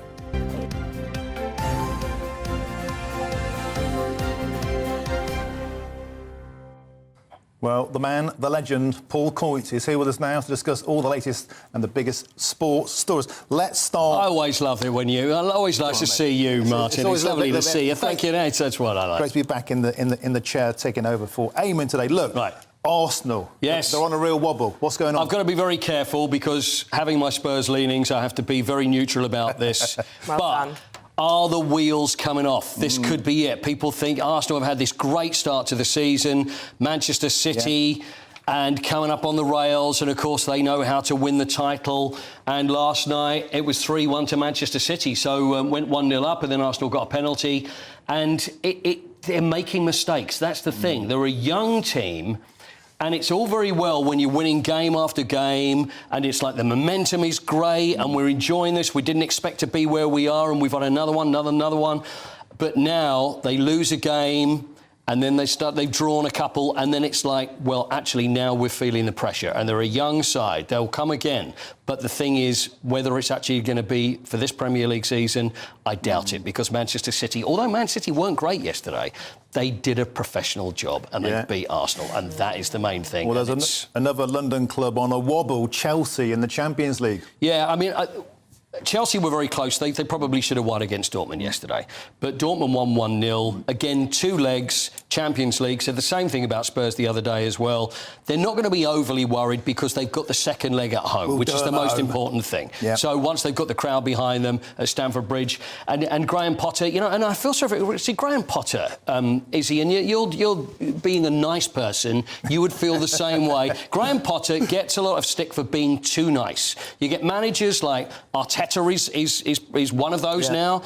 We've got Pep Guardiola, you know, we've got Conte, we've got Jurgen Klopp, who have got that hard edge, and they can be a bit spiky. Whereas Graham Potter comes over very nice, and he had a press conference recently, and they're saying, you know, well, the thing is, have you got that edge? Because you seem too nice to be a footballer. You can't win. Yeah. So they get you one way, they get you the other. And he got a little... It was almost like he felt, I've got to be angry now to show that I can get angry, which is a nonsense. There's always room for nice people. And as you know, I always squeeze Nottingham Forest in. Steve Cooper. How you managed to get Nottingham Forest in this now when they haven't even played this week? Because Steve Cooper is a really nice, lovely manager. Right, there you go. There you go. There's a tenuous link, but we'll let you have it. It was extremely tenuous. So how Nottingham Forest doing? They're doing OK, because he's nice. I hope this link isn't too tenuous, but in tribute to Eamonn, who's not here, I wanted to talk about Man United and some praise for Erik ten Hag and how he's turned Marcus Rashford into a machine. Yeah, well, this is Xavi, who's the Barcelona manager, and he's praised Erik ten Hag, who was at Ajax, and also there's the link with...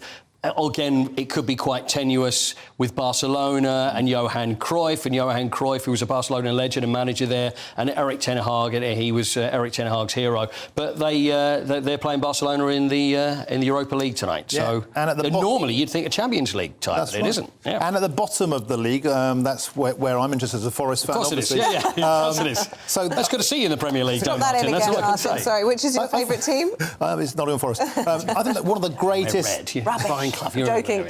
One of the greatest nicknames in modern football is Yank Lampard, which has been put towards Jesse Marsh. The former Leeds boss. Talks have broken down with Southampton. Why do they even want the guy? Well, we were talking about this yesterday, and Eamonn said, I hear the deal's done. I said, well, it's not actually done, but it was very close that it looked like he would leave Leeds. Hasn't gone well. Southampton desperately need a manager. And so what do? They go to someone else who's just been sacked straight away. Yeah. But it doesn't look like it. And the reason for it, we're hearing, is the length of contract. Right. See, they're going to Jesse Marsh and thinking, OK, well, I believe it to be, well, we'll give you till the end of the year and we'll see how it goes. And Jesse Marsh is probably thinking, well, you know, I want 3 years. Yeah. Whereas I think that would be a mistake, because if I was him, take it and then see how you go from there. But maybe he knows better. Looking at Southampton, it's a huge job to try and turn them around. Yeah, so it looks like they're still looking for a manager. But the interesting thing is Nathan Jones, who was the manager at Southampton, only saw 14 games, and I think. I'm not out of order to say it's been quite strange. He speaks about himself in the third person, which is always a weird one for me. Never a good sign. But just Southampton employing him is going to cost them £8 million. £4 million compensation to go to Luton. And being a football manager, it's the only job in the world where you can be incompetent and get paid out the rest of your contract. So they're going to have to pay him off about another £4 million for 14 games. And the Southampton gig, if you can get it, isn't it just? And the Southampton manager was the only Premiership manager not to get a single point at the Southampton ground. Well, there you go. And there you go. And what does he get? £4 million payoff for that? Not bad, is it? It's not bad if you can get it. Yeah. Can we quickly squeeze in Formula One? We're out of time, but they're saying yes. They're saying we can. Yes. For you, Paul, anything. Bless you. Now, the launch of Formula One cars, Mercedes and Lewis Hamilton, they've launched their new car. Okay. Now, it's very sleek. Now, look, we're about to see it there, and for those on radio, it's just it's a black racing car is what you're missing. But the reason, where they were in the silver livery before, they're using black. Now, I don't know if you can guess why. Colour. Everywhere else is doing it. We've got, even Ferrari are going with it as well, McLaren, AlphaTauri and Haas. Please tell me with the connection to him, it's not Black Lives Matter. It's not Black Lives Matter. Is it just because black doesn't show the dirt, you don't have to wash it as often? That's why I've got you know a black what? car. That would be a sensible thing, but it's nothing to do. Isabel. They don't drive through the mud quite so much, so it's not that, and it's not the fact it looks sleek. It's not even or evil. Looking at the old John Player special cars of the old days, I tell you the reason is it's because it's carbon fibre and there's no paint. Because the paint weighs more. Yeah. Why you can't have Lewis Hamilton don't have breakfast that morning? It's ounces, so it takes his ounces off the car. They're thinking that makes it go faster, and all of a sudden a light bulb's gone off and everybody's thinking, if we don't have paint, we can have faster cars. They should use deep fakes and paint them as they go round on the screen. You don't need to do a real paint job. You are in the wrong job. I'm all over this. You are so in the wrong job. We should be involved in sports somewhere. Which one? I'm not sure, but you know. We should just quickly say, sorry, I know we said we were stopping. Andy Murray, he's been tipped to take over from Nicola Sturgeon. Well, by Nicola Sturgeon. If I had the vote, I would. Yeah, wouldn't he be great? Yeah, it'd be fabulous. Wouldn't he? I think it was a joke, but nevertheless, we have to say goodbye. Paul, always a pleasure. New balls, please. New balls, please. Come on, I'll get after the break. We're going through the papers with Emma Burnell and Freddie Gray. See you in a moment.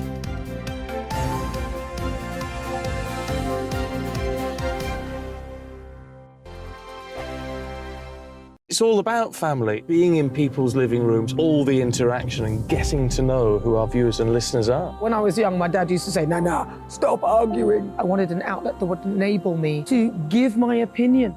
People are going through a really hard time right now, and I know that you don't feel like you're being listened to by the establishment. I came to GB News because it's the People's Channel, and I want the audience to have their say on the events of the day. We're dynamic. We do something different. Democracy shows that the wisdom of the nation is in its people. I get to travel to find out what the story is from a personal perspective. The British people aren't fools. We know when we're not being told the full story. We've got to work out how Britain moves forward from this. It's the best country in the world. The establishment had their chance. Now we're here to represent your views. Britain's watching. Britain's watching. Britain's watching.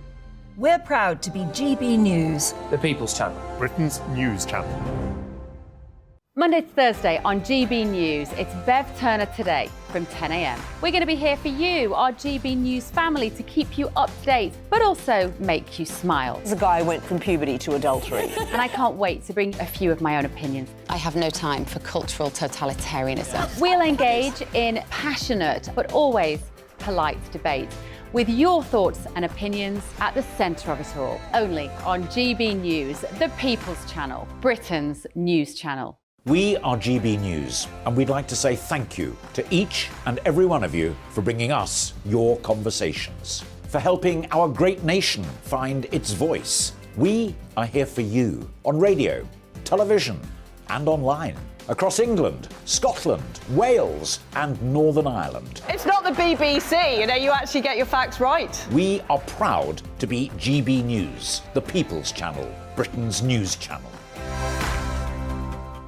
Join me every Sunday at 6 p.m. for Gloria Meets. In exclusive interviews, I'll be finding out who our politicians really are and what they really think. It's something that you would never want anyone to suffer. I didn't know what channels there were. B, I didn't think I'd be believed. I must have weighed about 7 stone and I'm 5'8". My instincts was to sort of cover this up. I mean, clearly that was a mistake. Join me every Sunday at 6 p.m. on GB News, the People's Channel, Britain's news channel.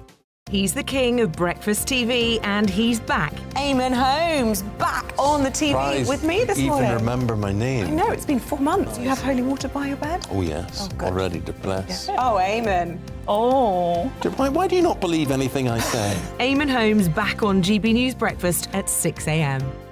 Join me, Patrick Christie's, Monday to Friday, 3 till 6. We tackle the day's news agenda like you've never seen before. It's high tempo, high octane, the most controversial topics, and the best guests. You will not be able to take your eyes and ears off it. I'm not afraid to ask the questions that you really want answered. 3 till 6 p.m, Monday to Friday on GB News, the People's Channel, Britain's news channel. Hi, Andrew Pierce here. Join me every Friday lunchtime for a proper no-nonsense debrief of the week's events. With special guests in the studio and the GB News team on the ground, I'll be getting you up to date with news, some intelligent discussion and my own sharp take. The weekend starts here with me every Friday lunchtime on GB News, the People's Channel, Britain's news channel.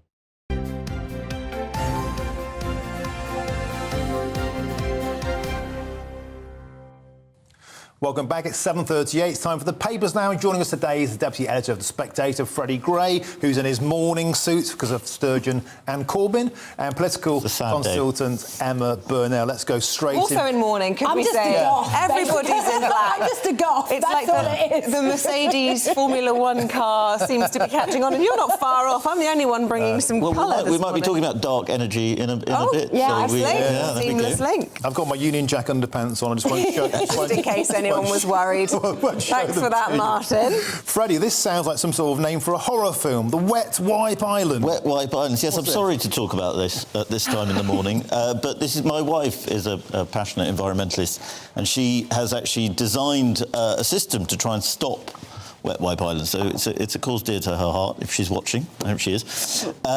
These are huge mounds of wet wipes that gather in rivers across Britain, really. They flush down the toilet. There's an absolutely enormous one in Hammersmith that my wife has taken me to look at. It's like the size of 2 football pitches.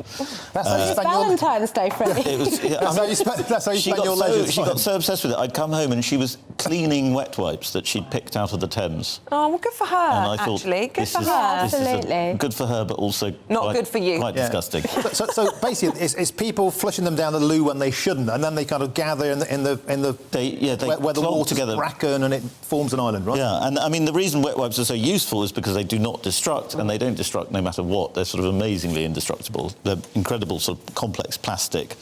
And then swans eat them, ducks eat them. They're terrible for the environment. And I mean, I think the obviously sensible advice is don't flush them down the loo, or use them at all. Yeah, or use them at all would be the ideal. But they are extremely practical. And there are biodegradable ones available now, which seems to be the way forward. They're not quite as good at removing eye makeup and things like that, but well, I've got to say, as a father of 2, if I ever see a wet wipe again, it'd be too soon. In fact, even thinking about the smell of it gives me hives. They do have a very specific scent, don't they? I mean, I, like you, Isabel, I use the biodegradable ones for removing my makeup.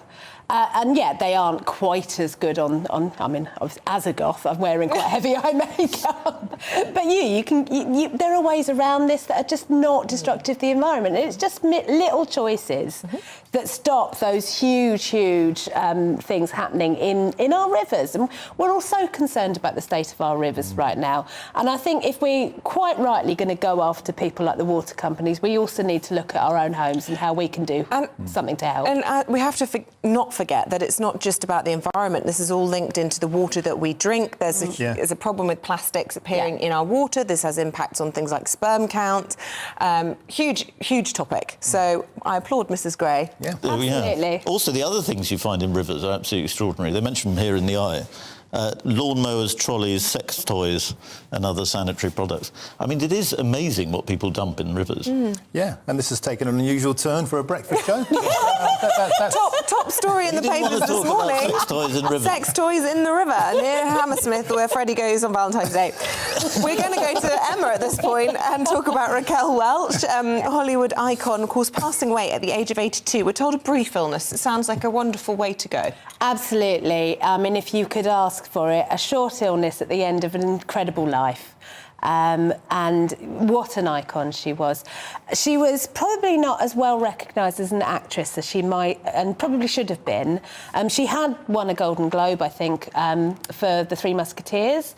But actually, you say Raquel Welch, and we all get the same image in our head of this extraordinary Amazonian woman in a fur bikini bestriding the world from the poster from oh, damn, the image is Million back Years again. BC. This made your day. No, well, I mean, but she really, you know, she embodied that real sort of 60s power icon woman. She was also a Bond girl. She was in Thunderball. So I think there's that, and that look, that big hair, big smile, big teeth kind of thing. She really was the embodiment of it. So it is, and I think we're seeing, obviously, because that generation are getting to that age, we're seeing a lot of those icons from that era passing now. Somebody who hasn't had a short demise, Kanye West. He's had a quite slow and painful, very public demise, and the BBC are making a drama about it. Is that right? That is right. It's going to tentatively being called We Need to Talk About Kanye. Which is not the most original title, but not bad. I mean, he has gone from being this huge pop icon to being this extraordinarily controversial, hard-right politician. I mean, people will remember his recent comments about Hitler, in which even Alex Jones, the very controversial InfoWars pundit, was trying to rein him in a bit and saying, you don't really mean that you like Hitler. And he was saying, no, I do. I think I admire Hitler a lot. I mean, I think he regards it as a sort of new art form, causing as much controversy as possible. Being provocative for the sake of it and triggering. And I'll probably watch it. I mean, it is quite compelling to watch someone who's a bit mad. I don't know if any of you would have considered yourself fans, perhaps even of his early work. The album Through the Wire was incredible for a guy who came from nowhere, widely recognised as being... well, changed music for a while, and it just seems as though he's declined, and a lot of people, well, I think he's even come out and said that he has bipolar, doesn't he? So in many ways, it's quite a tragic story of somebody who has this element of genius, who's having this kind of public deterioration. And I think that if you think about, there have been many troubled geniuses through the centuries, but now everything's happening in public, and he's embracing that demise in public image that he has. And it's just so sad because so many kids, particularly young black kids, used to look up to Kanye and think, that's who I want to be. And so few people are looking at him now and thinking, that's who I want to be. It's interesting because he had this, I thought, a really progressive and interesting conversation about black people in America not having to vote for the Democrat Party. He got in bed with Trump, not literally. Well, he wore the MAGA hat. And he became, in a way, despised, for that. But then the rest of it was purely self-inflicted. I think so, but also I think the reaction to his sort of flirtation with Trumpism, I mean, he was denounced by everybody and the whole music industry turned on him instantly. And I think that sort of pushed him into this place. He's like, if I can't say how I feel, then there's something wrong with the system. And that's, it's an interesting story. And it's just such a strange story because it goes from this very mad world of Kim Kardashian, reality TV, high fashion, to the fringes of the alt-right. Yeah, with Milo Yiannopoulos at the White House. And Nick Fuentes, it's an interesting journey, so I will be tuning in. And also, he's a billionaire, isn't he, from his easy designs, and he's made a fortune, not just from music, but from his trainers and God knows what else. Well, this is part of the problem. You wonder who can say no to him, who has the power in his life to say, hang on a second, Kanye, you might want to talk to someone about this. You might want to think about... Or maybe he's got, bleep you money and doesn't care. Well, that's the thing. I think that's exactly where he's at. He can employ people to be around him and just tell them yes all the time. And sometimes that's the thing that can make you most mad. And as someone who occasionally watches Keeping Up with the Kardashians, I know everyone's opinion of me changes after I admit that. But when they split up, well, it's just, it's drivel, isn't it? But after they split up, Kim admitted to not knowing how to dress anymore because for the entirety of their relationship, he advised her every day on what to wear and many multiples of outfits in one day.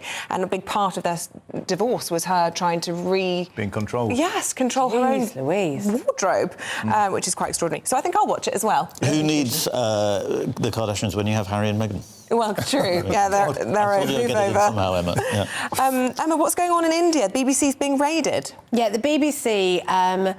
completely coincidentally, following a very well-researched, very a good piece of journalism they did on the background to riots that the BJP, Modi's party, had been quite heavily criticised for, that Modi was considered to have personally been involved in riling up some of the tensions that spilled over into these riots.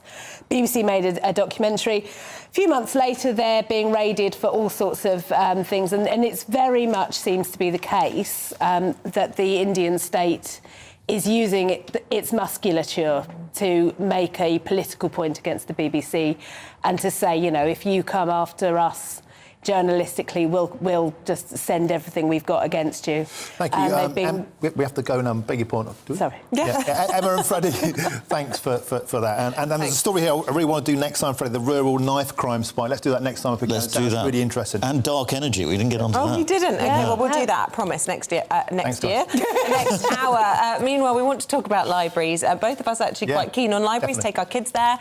They're often seen as a place of quiet contemplation, but they also play a vital role in local communities. Yeah, and now Suffolk Libraries has become the first to provide a dedicated mental health and well-being team. It's a brilliant idea to help the vulnerable.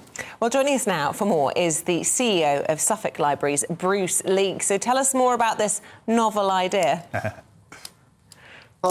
Yeah, very good.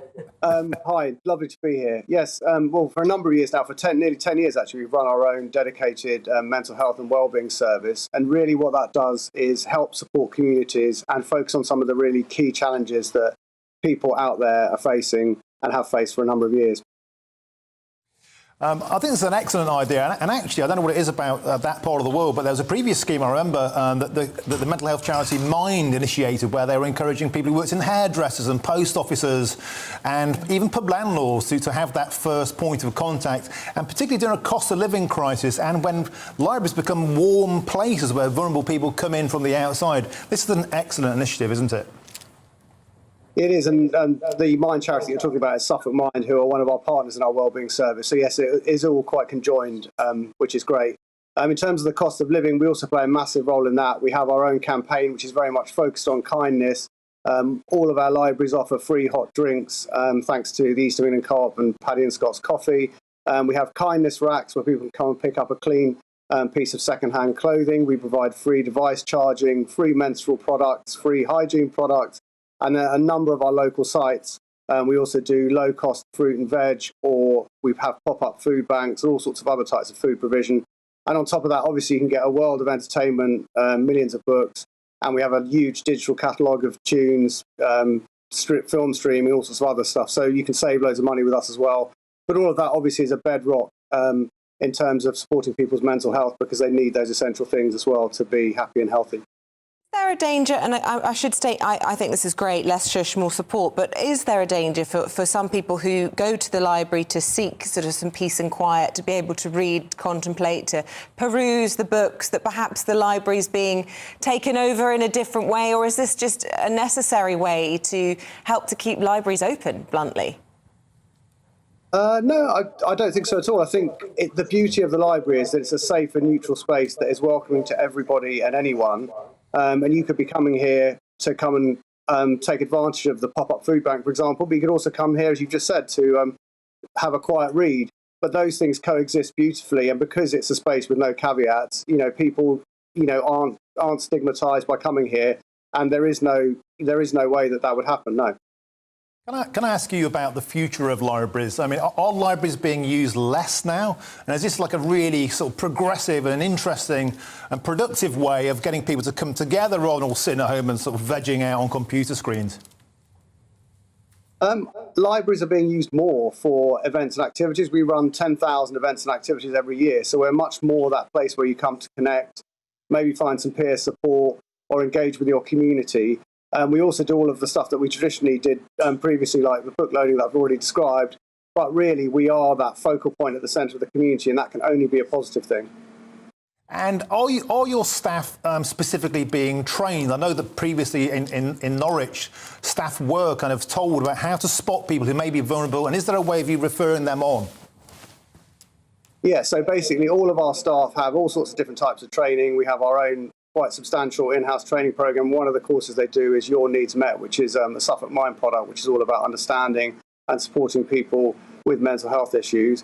And we also are part of a warm handover scheme with Suffolk County Council. So one of our key roles is signposting. If there is somebody who has a very specific need that we're not qualified to meet, then they will be handed over as part of that warm handover scheme to the appropriate statutory service. Well, Bruce Leake, we wish you luck with the scheme, CEO of Suffolk Libraries, and thank you so much for joining us this morning. Yeah. What a great name, Brilliant. Bruce Leake. It's like a Welsh Bruce Lee. Yeah, or something fantastic. Like that. I love that. I absolutely love that idea. I used to do some work with a thing called the Lions Barber Collective. A friend of mine, Tommy Chapman, used to run that. And that was specifically trying to locate and help depressed men. Because they talked to their barbers and they formed an intervention and referred them on, and it was saving lives. I think these ideas are just wonderful. I love them. Yeah, absolutely. And I know he said that libraries are being used more than ever, but I always have this feeling that if I don't support my library, it might be under threat. So I always encourage people to go out and support your library. Lots of views coming in. I just want to reflect some of those. Lots on Nicola Bulley, it has to be said this morning. Fiona's got in touch. She says the police conference on Nicola was ill-judged and naive. They've already lost their objective as they've prioritised PR over finding Nicola. The assertion of an alcohol problem due to menopause is dubious itself. Lots doesn't sit right. Thanks, Fiona. Yeah, and then Megan adds to that saying, surely just because someone has addictions, you don't just presume they fell in a river when they vanished. So she's saying there was always more to it. And Karen says, how dare the police release personal information into this poor young woman? It doesn't matter how back to the wall they were. It's unforgivable. Keep your thoughts coming in. Let us know what you think about this story and indeed about Nicola Sturgeon's shock resignation yesterday. We'll have more on that after the break. But first of all, your Thursday forecast. Hello there, I'm Greg Dewhurst. Welcome to your latest broadcast from the Met Office. Dull, cloudy, damp start across much of the UK this Thursday morning, but it does slowly brighten up as the day goes on, but staying on the mild side for everyone. Looking at the pressure pattern, low pressures moving in from the Atlantic over the next few days. This deep area of low pressure bringing some very strong winds as we head into Friday across Scotland and northern England. A Met Office warning already in force across here.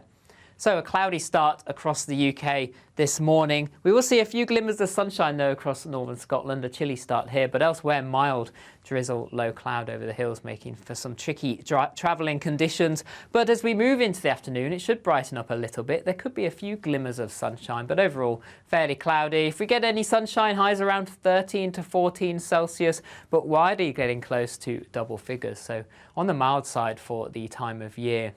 Quiet end to Thursday, but things quickly changing. Outbreaks of rain moving in from the Atlantic across Northern Ireland and Scotland as we move towards the evening time. And in the early hours, winds really starting to pick up, 50, 60 mile an hour wind gusts possible. Staying cloudy across England and Wales as this rain slowly pushes south into Northern Ireland. As a result, it will be a mild night for everyone, 6 to 9 Celsius. These nearer where they should be for the time of year during the day.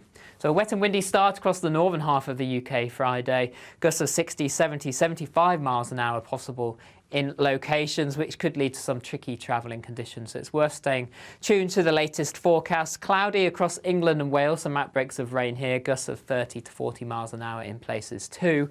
But a mild day, double figures across the board, 14 or 15 Celsius Friday afternoon in the southeast. But as we go into the weekend, it does look like things start to calm down a little bit. Higher pressure will be nearby, so it does become a bit drier. The risk of some rain as we move into Sunday. Temperatures overall feeling a little fresher. Here on GB News Live, we'll be keeping you in the picture, finding out what's happening across the country and finding out why it matters to you. We'll have the facts fast with our team of reporters and specialist correspondents. Wherever it's happening, we'll be there from 12 noon on TV, radio and online. GB News, the People's Channel, Britain's news channel. Join me, Patrick Christie's Monday to Friday, 3 till 6. We tackle the day's news agenda like you've never seen before. It's high tempo, high octane, the most controversial topics and the best guests. You will not be able to take your eyes and ears off it. I'm not afraid to ask the questions that you really want answered. 3 till 6 p.m, Monday to Friday on GB News, the People's Channel, Britain's news channel.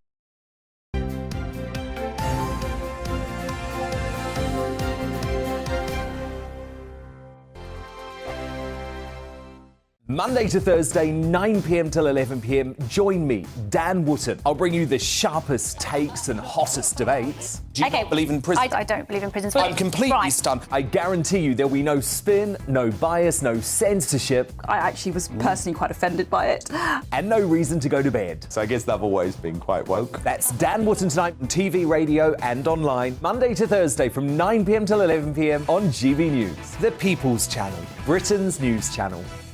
We are GB News, the People's Channel. And right across the United Kingdom. You can find us on Sky Channel 512. Virgin Media Channel 604. Freesat Channel 216. Freeview Channel 236. And YouView Channel 236. You can also take us with you on DAB Plus Radio. With the GB News app and at the website gbnews.uk. We're absolutely everywhere. Come join us on GB News, the People's Channel, Britain's news channel.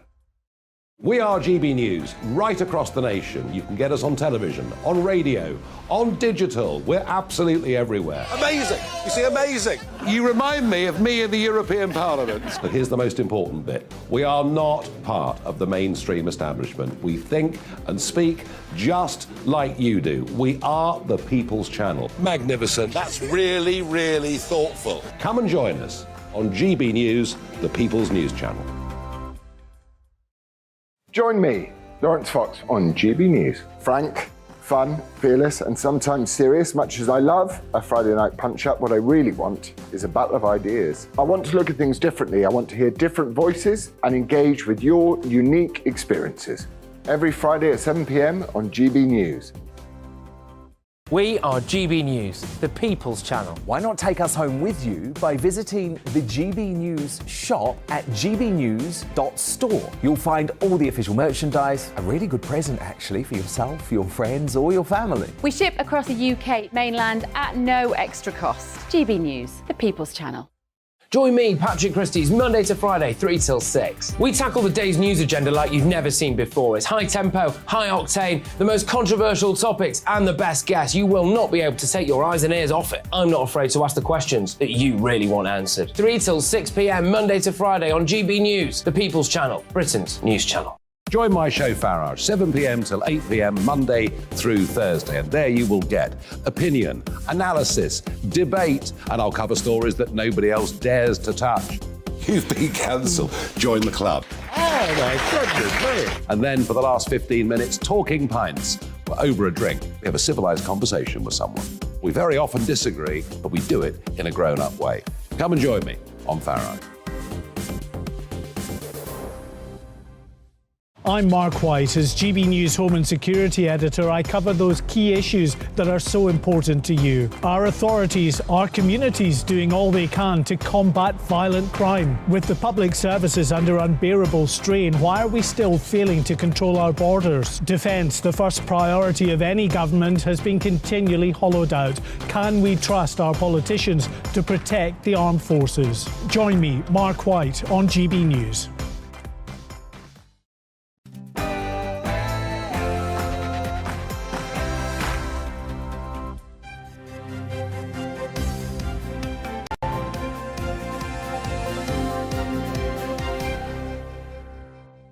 Is it the end of Scottish independence as the resignation of Nicola Sturgeon kicks off the SNP's first leadership election in almost 2 decades?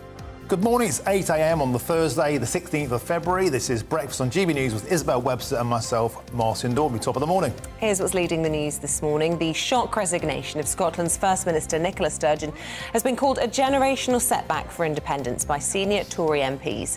Sturgeon quit yesterday, saying she no longer believed she had the stamina for the job.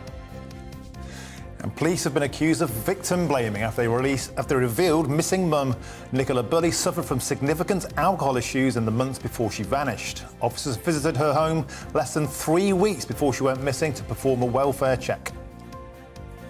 Britain risks falling behind France as NATO's top military power in Europe, a think tank's warned. The report comes amid a row within government over whether to increase defence spending.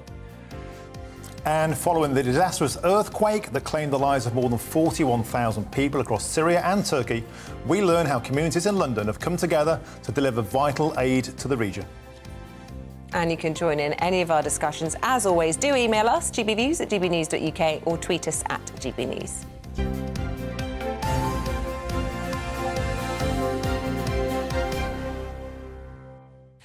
Well, Nicola Sturgeon resigned yesterday from her post as First Minister of Scotland. Sturgeon said she would stay on until her next leader is elected, as speculation grows over who could replace her as the SNP leader. Well, earlier, the Under-Secretary of State for Primary Care and Public Health, Neil O'Brien, said that there would always be respect for her in the political world. There is a reason why she's gone now. One can respect your political opponents and pay tribute to their role in public life. But at the same time, acknowledge that there are many things that we disagree on, particularly, most fundamentally, of course, about the future of the UK. I mean, our view is that people had their say in a referendum, which was said to be once in a generation. People of Scotland decided to stay in the United Kingdom, the right decision for Scotland's economy and for the country's future. And that should be respected rather than endless calls for yet another referendum, which are they do have a destructive effect on the Scottish economy. It does hold back jobs and living standards there. So she's someone that one can on one hand respect, but on the other hand profoundly disagree with.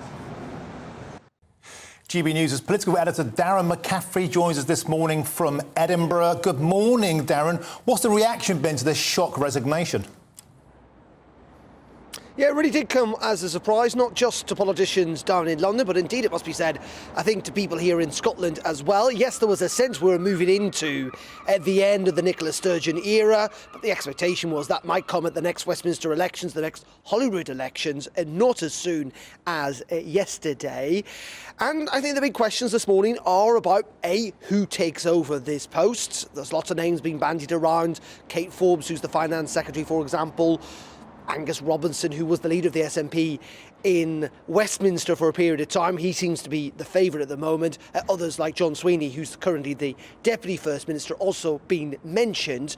But two things. Can they fill the big boots of Nicola Sturgeon? Because as ministers and others have been suggesting, you know, she has been a titan of Scottish politics for the best part of a decade. Someone who is a very canny political operator, a very good orator, someone who was a good advocate, if you like, for Scottish independence. Can whoever takes over fill that position? And second of all, where does that new leader take the party in terms of trying to secure a second referendum? Because frankly, one of the reasons that Nicola Sturgeon Martin stood aside yesterday is that there is no very obvious path to all of this. We know the UK Supreme Court has blocked one avenue, the UK Parliament is simply not prepared to grant another, and so the SNP were due on, I think it's going to get postponed now, to host a big conference next month to decide on this strategy, but it looks like, as I said, that's going to be pushed back. And I think some of the divisions that have started within the SNP may well grow louder and bigger. Nicola Sturgeon, very popular politician, was able to kind of paper over some of those divisions. I think we're going to see splits in the SNP about what to do next. And as I say, that makes the likelihood of a second referendum, well, it makes it less likely, if you like.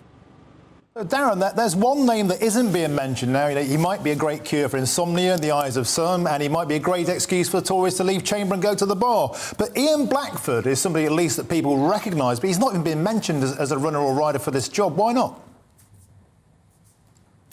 Well, I think fundamentally, whoever takes over is going to have to be an MSP, because leading the SNP is something that has to be done here in Scotland, given the fact that that's where the government is based and it's where the SNP's majority is. So, you know, obviously there are MPs, a lot of SNP MPs at Westminster.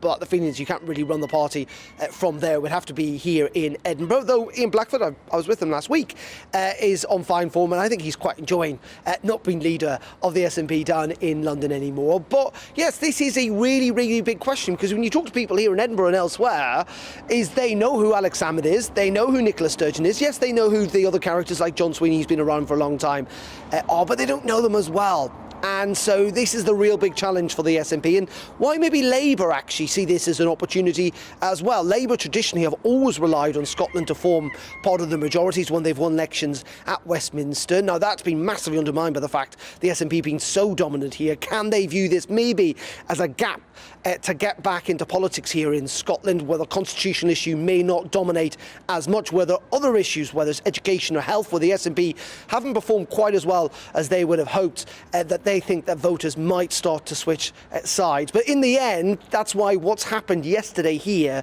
has massive ramifications, not just on that big constitutional question, but could be crucial in deciding the next UK general election too. Yeah, and lots of commentators saying Labour stands to gain the most from all of this. But I just wanted to ask you on your views on the future of independence. I mean, the Eye says independence dream fades. We're hearing the Conservatives have come out saying it's a generational setback for independence. But as Nicola Sturgeon admitted herself during that speech yesterday, she had become such a polarising figurehead. Perhaps a fresh person at the top of the SNP could actually lead the way on independence, and this could actually galvanise support by having them written off in this way. Yeah, really interesting that, isn't it? You listen to Alex Salmond, of course, led the SNP for a long period of time into that first referendum, and he said people were making exactly the same arguments nearly 10 years ago when he stood down, that that was the independence movement over because he was quite a popular figure, and yet Nicola Sturgeon came in and clearly electorally I don't think anyone can doubt enormously successful, winning 8 elections effectively in 8 years. Quite an incredible record. There's not many politicians in Europe who could match that record.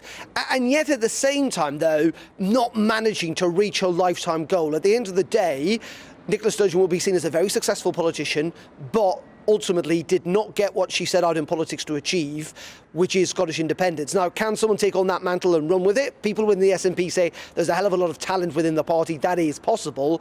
However, for a lot of other people, they look around the party and they think, there's no one up to the job as Nicola Sturgeon was, though she was polarising. And in the end, even though the independence movement weighed heavily on decision, some of those really tricky Scottish decisions and kind of practicality political issues such as education and health weighed in, there is no doubt also that I think one of the reasons this process happened as quickly as it did is because the last couple of weeks have been so dominated by the Gender Recognition Act and by Isla Bryson. Many within the party felt that was a bad move that has seen independent support here fall quite significantly, and that I think also will feed into who takes over the next leadership election, because ultimately they're not just going to have to think of a new way to try and achieve a second referendum. They're going to have to decide what they're going to do about that gender recognition bill, a bill that, it must be said, is highly unpopular here in Scotland.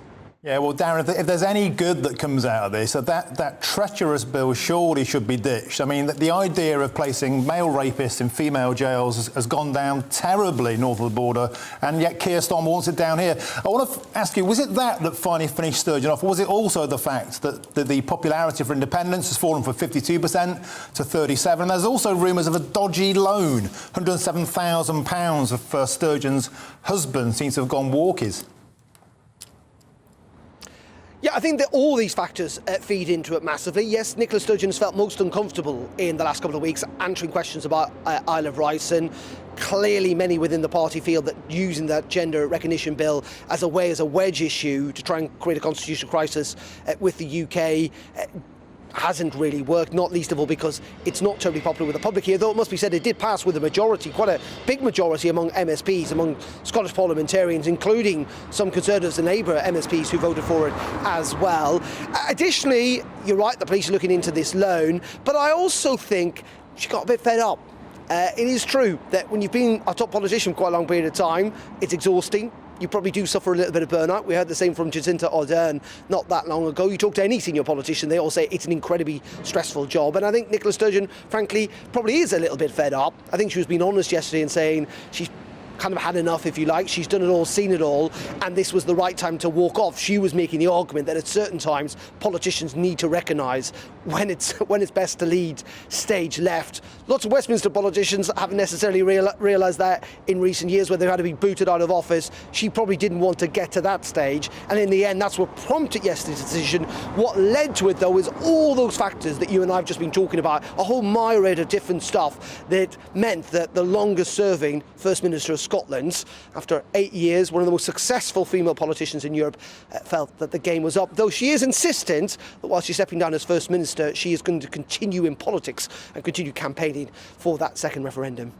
Thank you very much, Darren McCaffrey, for all of that analysis. I did actually see a tweet yesterday from former Prime Minister Theresa May saying, thank you for your contribution to public life. And by the way, you can still have an active political career on the backbenches, which I thought was an amusing conversation to be witnessing on social media yesterday. But let us know your thoughts on that shock resignation yesterday. OK, police have been accused of victim blaming after they revealed that missing mother of two, Nicola Bulley, has significant issues with alcohol brought on by ongoing struggles with the menopause. Well, Lancashire Police also disclosed that they'd visited her home out of concern for her welfare on the 10th of January. That was just under 3 weeks before she disappeared. For the latest, we can bring in the GBNews reporter Sophie Reaper, who is in Lancashire for us this morning. Good morning. So what is the latest and what's the reaction on the ground there to these new revelations? Because victim blaming, is it fair to put this information out into the public arena? Well, good morning to you both. Absolutely. And yesterday at that press conference at Lancashire Police HQ, we learned for the first time that immediately after she was reported as a missing person, Nicola Bulley was graded as high risk. And the reason for that, originally they told us, were because of specific vulnerabilities. Now, at the time, they wouldn't elaborate on what those vulnerabilities were, but yesterday evening, Lancashire Police released a statement in which they said they were revealing what the vulnerabilities were in order to try and prevent speculation. Now, I've got a bit of that statement here. They said, sadly, it's clear from speaking to Paul and the family that Nicola had in the past suffered with some significant issues with alcohol, which were brought on by her ongoing struggles with the menopause, and that these struggles had resurfaced over recent months. This caused some real challenges for Paul and the family. As a result of those issues, a response car staffed by both police and health professionals attended a report of concern for welfare at Nicola's home address on January 10th. No one has been arrested in relation to this incident, but it is being investigated. Now, as you mentioned there, that visit came just 17 days before Nicola Bulley was reported missing on the 27th of January. So as we come up to that 3-week mark, that's 3 weeks tomorrow that she'll have been missing for, Lancashire Police are certainly going to be facing some questions like, why hasn't this information been revealed previously? And if in some way it could be linked to a disappearance. OK, Sophie Reaper, thank you very much indeed. Live from the scene in Lancashire. We appreciate your time. On February the 6th, a 7.8 magnitude earthquake struck southern Turkey and northwest Syria. It has so far left over 41,000 people dead. 17 million people have been affected, with many survivors now injured and homeless. Well, here in Britain, donations have been pouring in, especially where large Turkish populations are settled in London. Ellie Costello has the story. North London has the largest Turkish population in the UK. The community here has come together to send aid to people most devastated by the earthquake. ABS Transport is a logistics company that specialises in transporting goods between the UK and Turkey. It was 3 in the morning when we got a call from one of our truck drivers who said, look, there's been a serious earthquake in the region. From 3 a.m. to 6 a.m, I remember it so clearly because we just sat there, complete silence, just in our heads thinking, what are we going to do? Our company's slogan is, let's lighten your load. So I just turned around and I said, let's lighten Turkey's load. And the whole thing has just unravelled itself, really. Jeren was overwhelmed with donations, enough to help thousands of people. Many of the parcels were packed with care by local people. This is one of those boxes that we've not touched. So they've put in crisps, marshmallows, there's pads in here, there's soups. Everything has been bought new. And a baby toy that might be useful. And I think what touched us the most was sending hugs on the card. And they've basically said, stay strong, love Zach. Jeren's husband Abdullah is driving a convoy of 7 lorries from London to the heart of the disaster zone. The journey will take 4 days and will arrive today. Some of the team are already there, distributing supplies to those in need.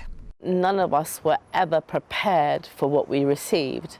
In those 24 hours, we only had 4 hours sleep. I'm not from the region, but my husband is. But I did say that I didn't think no one would be affected. I don't think there would be an untouched person. And on Thursday, my cousin, who's the Consulate General in Iskenderun, who liaises between Syria and Turkey, has passed away. Everyone working at ABS is Turkish, and Jeren says the news is affecting them all. What's different with our office is that we were getting live updates from our own teams that are working out in Gaziantep, saying we're washing dead. I'd say the word describing it as trauma or traumatized would be a good description as to how we are. Construction experts believe the collapse of thousands of buildings in Turkey was preventable. Turkish officials have said that arrest warrants for more than 100 people have been issued for failing to follow building codes. Those arrested so far include building contractors. I am very angry. I am very sad things because the government, it's nothing to do with the government. The councils there, they shouldn't allow the people to build the houses without the regulation. For the team here, the focus is on aid parcels. It will be days before normal work here resumes. But for the millions of Turks and Syrians who survived the earthquake, it will be several months, perhaps years, before they can rebuild from the worst disaster in the region's modern history. Ellie Costello, GB News. Well, let's bring you up to date with the rest of today's headlines. And British gas owner Centrica has posted profits this morning of £3.3 billion. That's more than triple what they made the year before. It comes after Ofgem launched an urgent inquiry to investigate the company for installing prepayment meters by force in vulnerable customers' homes. Reacting to the news, trade union Unite hit out at rampaging energy profiteering. And no doubt there'll be call for windfall taxes. Tributes have been paid to the Epsom head teacher and her daughter killed earlier this month. Emma Pattinson and her daughter Letty, believed to have been killed by husband and father George Pattinson, were described as inseparable, with the family adding, "We take comfort in that they will remain so." And the Hollywood actress and international icon Raquel Welch has died at the age of 82. In the 60s, she was a figure on movie screens starring in Fantastic Voyage and perhaps most famously as the scantily fur-clad cave woman in 1 Million Years BC.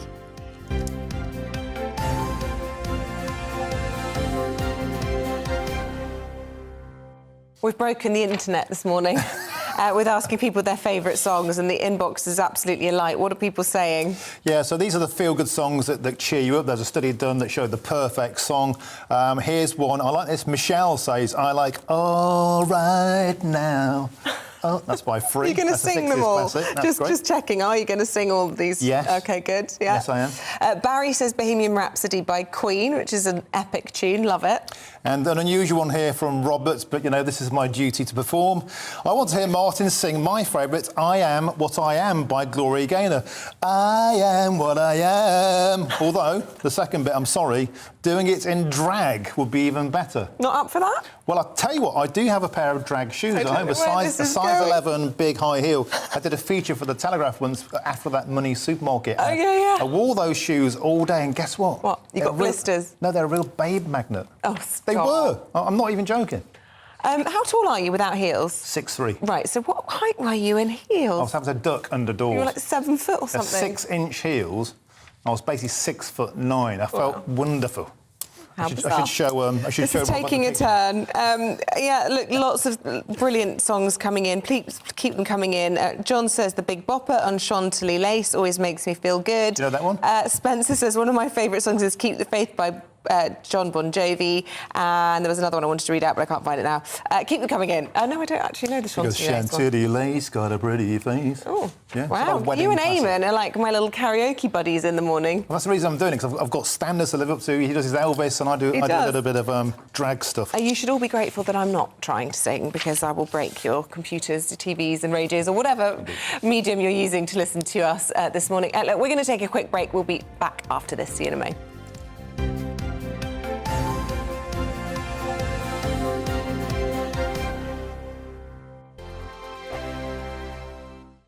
First and foremost, I am a GB News fan, and I was before I was working here. Just love the fact that we're asking the questions that a lot of establishment media won't ask. With a bit of a twist, we not only want to inform you, but we want to keep you entertained. It's worth the drive because you get in and the team's all ready and waiting, they're itching to go, and it's a proper little family. GB News is the People's Channel. It's the audience that makes the programme sing. We're giving our viewers and our listeners a voice. I see the thousands of your letters, tweets, emails, you name it, coming in. Britain is broken.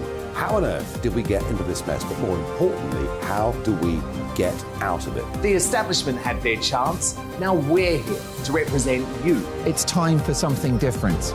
It's time for GB News. I'm very patriotic. I believe in Britain. Our best days lie ahead. Britain's watching. Britain's watching. Join us here on GB News. The People's Channel. Britain's news channel. I'm Andrew Doyle. Join me at 7 o'clock every Sunday night for Free Speech Nation, the show where I tackle the week's biggest stories in politics and current affairs with the help of my two comedian panellists and a variety of special guests. Free Speech Nation, Sunday nights from 7 on GB News, the People's Channel, Britain's news channel. Here on GB News Live, we'll be keeping you in the picture, finding out what's happening across the country and finding out why it matters to you. We'll have the facts fast with our team of reporters and specialist correspondents. Wherever it's happening, we'll be there from 12 noon on TV, radio and online. GB News, the People's Channel, Britain's news channel. I'm Michael Portillo. Join me on GB News on a Sunday morning for topical discussion, debate, arts and culture, and sometimes even ethical dilemmas. I don't always agree with you, Michael. Michael Portillo, Sundays on GB News, the People's Channel, Britain's news channel.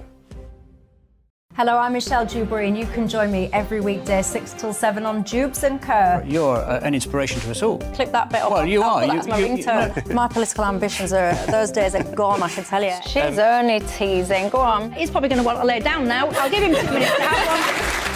Let's respectfully disagree. That's what we like on Jubes and Kerr. Come and join us. GB News, the People's Channel. Michelle Dewberry, weekday evenings at 6 o'clock. I'm Simon Evans. Join me on GB News for Headliners at 11 p.m. What's the scoop? I'll be joined by two of the country's top comedians. That's right. As we take a look at tomorrow's newspapers tonight. We're going to get into trouble. If it's a big story, we'll be covering it. Spill some tea on him. There we go. But we'll also have some fun. I wouldn't stick up a bank. My father didn't love me. So anyway. Headliners every night from 11 on GB News, the People's Channel, Britain's news channel. Join me, Nana Akue, Saturday and Sunday afternoons on GB News. Expect fiery debate and passionate discussion as me and my panel tackle some of the biggest topics hitting the headlines. It's a place for everyone's opinion.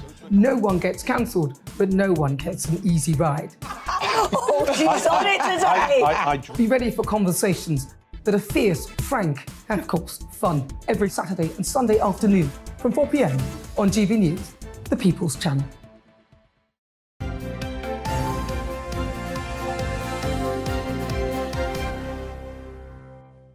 Welcome back. It's 8:24 and still to come on today's programme. As the race to replace Nicola Sturgeon kicks off in the wake of her shock resignation, we'll ask, what makes a good leader? And as New York Fashion Week wraps up, we'll be talking about the beauty trend that is sweeping the catwalk, which is bleached eyebrows. Sounds very alien and a bit strange, but look, that's... I don't think it's for me. Well, it might do. I think we might have a little mock-up. Oh, have you got a mock-up? Look, and I think prepare to be shocked, viewers. And you can join in any of our discussions by emailing gbviews@gbnews.uk. And of course, you can tweet us at gbnews.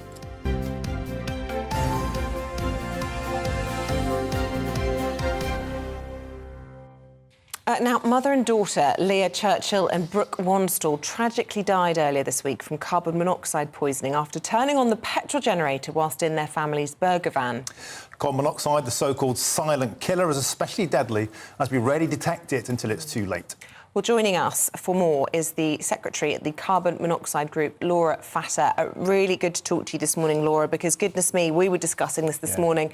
This silent killer has been around for as long as we've been doing this job, and yet the message continues to need to be put out there. We should all have carbon monoxide tests in our homes, in our places of work, because it's very simple to detect if you've got the right kit. Yeah, that's absolutely right. And really sadly as well, you know, a lot of people are not aware of the risks of carbon monoxide. So in addition to having alarms in our homes, it's really important that we know how to keep ourselves safe outside of the home in slightly unusual circumstances, as that's obviously what's happened here. So yes, it's really vital that we keep raising public awareness of this issue and making sure that we prevent as many avoidable deaths as possible, of course. And as Isabel was alluding to there, it's astonishing this is still going on. I mean, I qualified in 1995 and I was covering those stories then. I mean, it's always been, is it the same thing? Is it just dodgy landlords with old boilers who refuse to replace them because it's too expensive? And is that being exacerbated by the cost of living crisis? Yeah, that's absolutely right, Eamonn. It's been around for a very long time, and unfortunately, carbon monoxide can be formed when any kind of carbon-based fuel is burnt. So that's your gas, your wood, your coals, your oils, your petrol, in the case of a generator. It's not so much necessarily because landlords are at fault. I think, you know, we all have a responsibility to keep testing our alarms and make sure that we're educating ourselves and our children. But carbon monoxide, as I said, it can be formed by so many different things. So we've even had incidents of people starting their cars in their garages and sadly, you know, having carbon monoxide then coming into their homes. So fuel poverty does exacerbate it because you're probably less likely to have your regular appliance servicing done if you are a homeowner, and you're probably less likely to have an alarm or have an alarm that works and is of the right quality. So all alarms should be BS 50291 level of quality and accuracy. That's really important for people to know. There are some dodgy alarms out there on the market. So when you're buying an alarm, that's a really critical point to check that you're getting the right thing to protect you and your family. BS 50921, did you say? BS EN 50291. Okay, people write that down. Yeah, we'll try and get that up on a screen before the end of the show and do a bit of public service broadcasting there, because it is the kind of unusual and unexpected environments where things can go wrong. I've done stories in the past about a couple who were camping and they had one of those outdoor barbecues. Yeah. They brought it inside their tent. Once it had actually been extinguished, they'd finished using it, but obviously there was still carbon monoxide being emitted, and tragically one of the pair died and the other one was left with lifelong problems as a consequence. And he gave a terrible and a harrowing account of how they began to feel their limbs go heavy. Mentally, they knew there was something wrong, but the energy it took to summon, to open the zip and be able to call for help was, I mean, just like multiple marathons combined. It was really awful case. But Laura, the situation is these alarms are available readily, aren't they? You can get them on Amazon and, of course, other online retailers, and we saw some over for about 13 quid. So people can take action for not a lot of money, can't they? Yes, that's absolutely right. We would normally recommend people buy them from a retailer, so buy them from an actual shop, because the standards for selling products in shops are different for selling products online. But yeah, your landlord, if you're in rented accommodation, has got an obligation to provide you with an alarm. If you're in an owner-occupied home, it's your duty to provide an alarm for yourself. So absolutely, please get one. You know, it's £15 to £25, extremely well spent. And we all know how important it is to have our fire alarms in our homes. Carbon monoxide is arguably even more important because it is that silent killer. You know, there's no other way that you can detect carbon monoxide apart from an alarm. So yeah, absolutely. The key message for listeners today is to get one. Yeah, and we've got that code that you recommended up on our screen now. If you've got a pen, dear listeners or viewers, scribble this down. BSEN 50291. That is the correct grade of carbon monoxide alarm that you should be getting. And as you were telling us there, Laura, it is the silent killer. There's no smoke or anything that you can detect. Without one of these, you've got no way of knowing what's happening to you. Thank you so much for informing us and shedding some light in what is a tragic case here. Thank you, Laura Fatter. OK, and after the break, we'll be going through the papers with Freddie Gray and Emma Burnell. Stick around.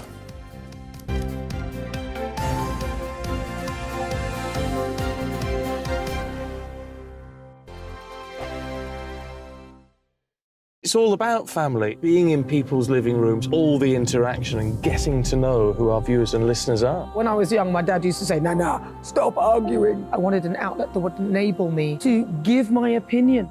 People are going through a really hard time right now, and I know that you don't feel like you're being listened to by the establishment. I came to GB News because it's the People's Channel, and I want the audience to have their say on the events of the day. We're dynamic. We do something different. Democracy shows that the wisdom of the nation is in its people. I get to travel to find out what the story is from a personal perspective. The British people aren't fools. We know when we're not being told the full story. We've got to work out how Britain moves forward from this. It's the best country in the world. The establishment had their chance. Now we're here to represent your views. Britain's watching. Britain's watching. Britain's watching. We're proud to be GB News. The People's Channel. Britain's news channel.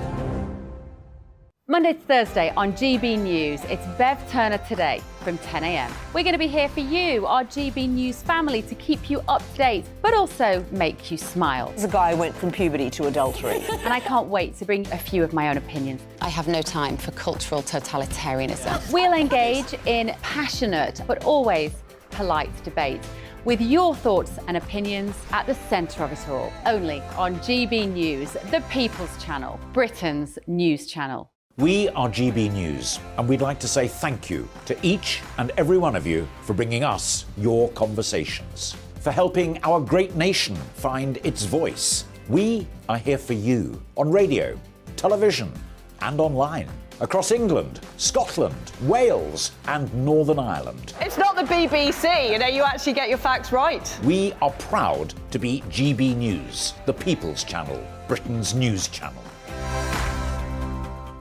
Join me every Sunday at 6 p.m. for Gloria Meets. In exclusive interviews, I'll be finding out who our politicians really are and what they really think. It's something that you would never want anyone to suffer. I didn't know what channels there were. I didn't think I'd be believed. I must have weighed about 7 stone and I'm 5'8". My instincts was to sort of cover this up. I mean, clearly that was a mistake. Join me every Sunday at 6 p.m. on GB News, the People's Channel, Britain's news channel. He's the king of breakfast TV, and he's back. Eamonn Holmes back on the TV with me this morning. Even remember my name. I know, it's been 4 months. Do you have holy water by your bed? Oh, yes. Oh, already to bless. Yeah. Oh, Eamonn. Oh. Why do you not believe anything I say? Eamonn Holmes back on GB News Breakfast at 6 a.m. Join me, Patrick Christie's Monday to Friday, 3 till 6. We tackle the day's news agenda like you've never seen before. It's high tempo, high octane, the most controversial topics, and the best guests. You will not be able to take your eyes and ears off it. I'm not afraid to ask the questions that you really want answered. 3 till 6 p.m, Monday to Friday on GB News, the People's Channel, Britain's news channel.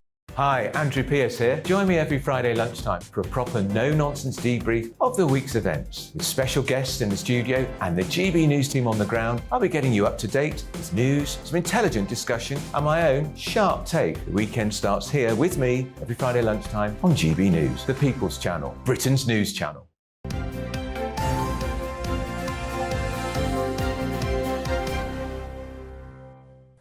Welcome back. It's 8:33. Let's have a look at this morning's front pages now. Here's the Telegraph that's leading on the shock resignation of the Scottish First Minister, saying Sturgeon brought down by trans row. The Times has huge boost to unionism as Sturgeon steps down. Here's the Express. It highlights the missing mother, Nicola Bulley, saying she had issues with alcohol as police revealed the missing mother was vulnerable. And the Mirror pays tribute to screen goddess Raquel Welch, who sadly died at the age of 82. And finally, the Star has form and orderly Q. Fed up Brits are being lured to a new life Down Under. Did we cover that in any great depth, or did we briefly touch on that? We touched it. We can do a bit more on that a little bit later on. Freddie, let's start with knife crime. This is in the Times, page 4, and rife in the home counties, it appears. Yes, 1,000% increase in Surrey over the last decade in knife crime, and curiously enough, a drop in London last year, a 13% drop. And this is because county lines gang violence is spreading out of London into the home counties. Labour are very keen to show that they're going to be tough on knife crime and antisocial behaviour, trying to sort of reclaim an issue that they lost in the Corbyn years. Sadiq Khan's not done a very good job of that in London as the Labour mayor, has he? No, he hasn't. Well, if there's a 13% drop, one would argue that, yes, he has. So they've all moved out. I'm not sure how much credit Sadiq Khan can take for it, but there was a kind of pandemic spike in a lot of urban... post-pandemic spike in a lot of urban violence. I mean, it's just obviously a growing problem. Gang violence is a growing problem, and you have stabbings all over the place. It's just when we look at gun crime in the States and we're all sort of mystified as to why can't they get a grip of it, I do think sometimes we forget that we have our own knife epidemic that we have absolutely failed, I think, to sort out. There was the knife amnesty a while ago, which was hugely successful. Why don't they do more of those? I don't know what the answer is, but... Well, we talked about it a bit last week, but the viral element of it, that now you are filmed, the gang will, as an initiation, you are filmed and you are told to stab someone. And if you back out of it, the film of you being a coward is then shared around, and so it's all linked to a terrible sort of viral crime epidemic. And Emma, there's no surprise this is moving out because basically there are a lot of children involved, a lot of minors, and they're being pushed out to avoid detection, and then they're basically commuting in. It's like a drug commuter belt. Yeah, they're commuting into London with their stash and giving it out to avoid detection. So they're not solving crime; they're just moving crime. Well, I mean, that's what it sounds like, doesn't it? I mean, 1,000% increase in Surrey, it may be a mixture of both by the sounds of it. And there are more and more children being drawn into crime, and we really do need to think very, very consciously. I know Labour have done doing a big announcement today, Yvette Cooper's doing, about more visual community policing, a massive uptick in the numbers of police just on the street, and I know lots of people want that, and I think that's right. But we also need to think about, how do we stop kids who are vulnerable to getting involved in crime from doing so?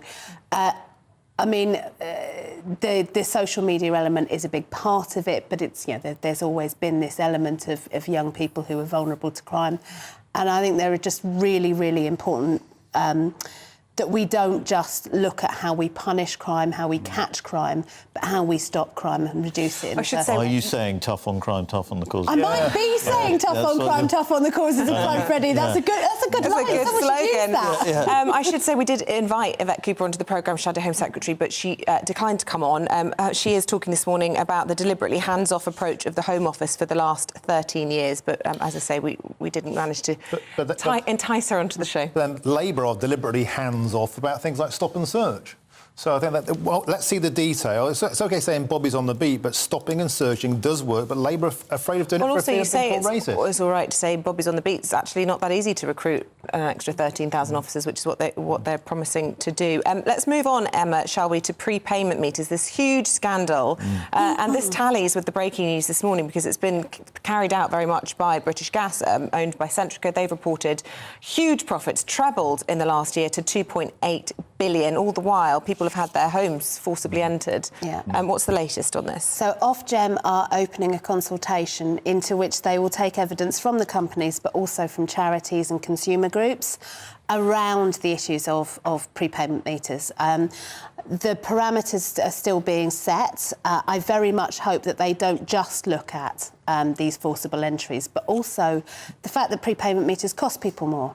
If we're talking about a company whose profits have trebled in the last year, we can probably talk about a company that can afford to reduce that cost for the people on the lowest incomes. And it was an excellent scoop by the Times, proper journalism to get this story, and I hope they get an award for that. Freddie, do you think the answer to all this is windfall taxes? Or I mean, are we going down the route of taxing these companies, and is there a danger of forcing them out of the country in terms of investment? It seems like a very left-wing thing to do, yet Rishi wants to do it as well. I never think the answer is windfall taxes.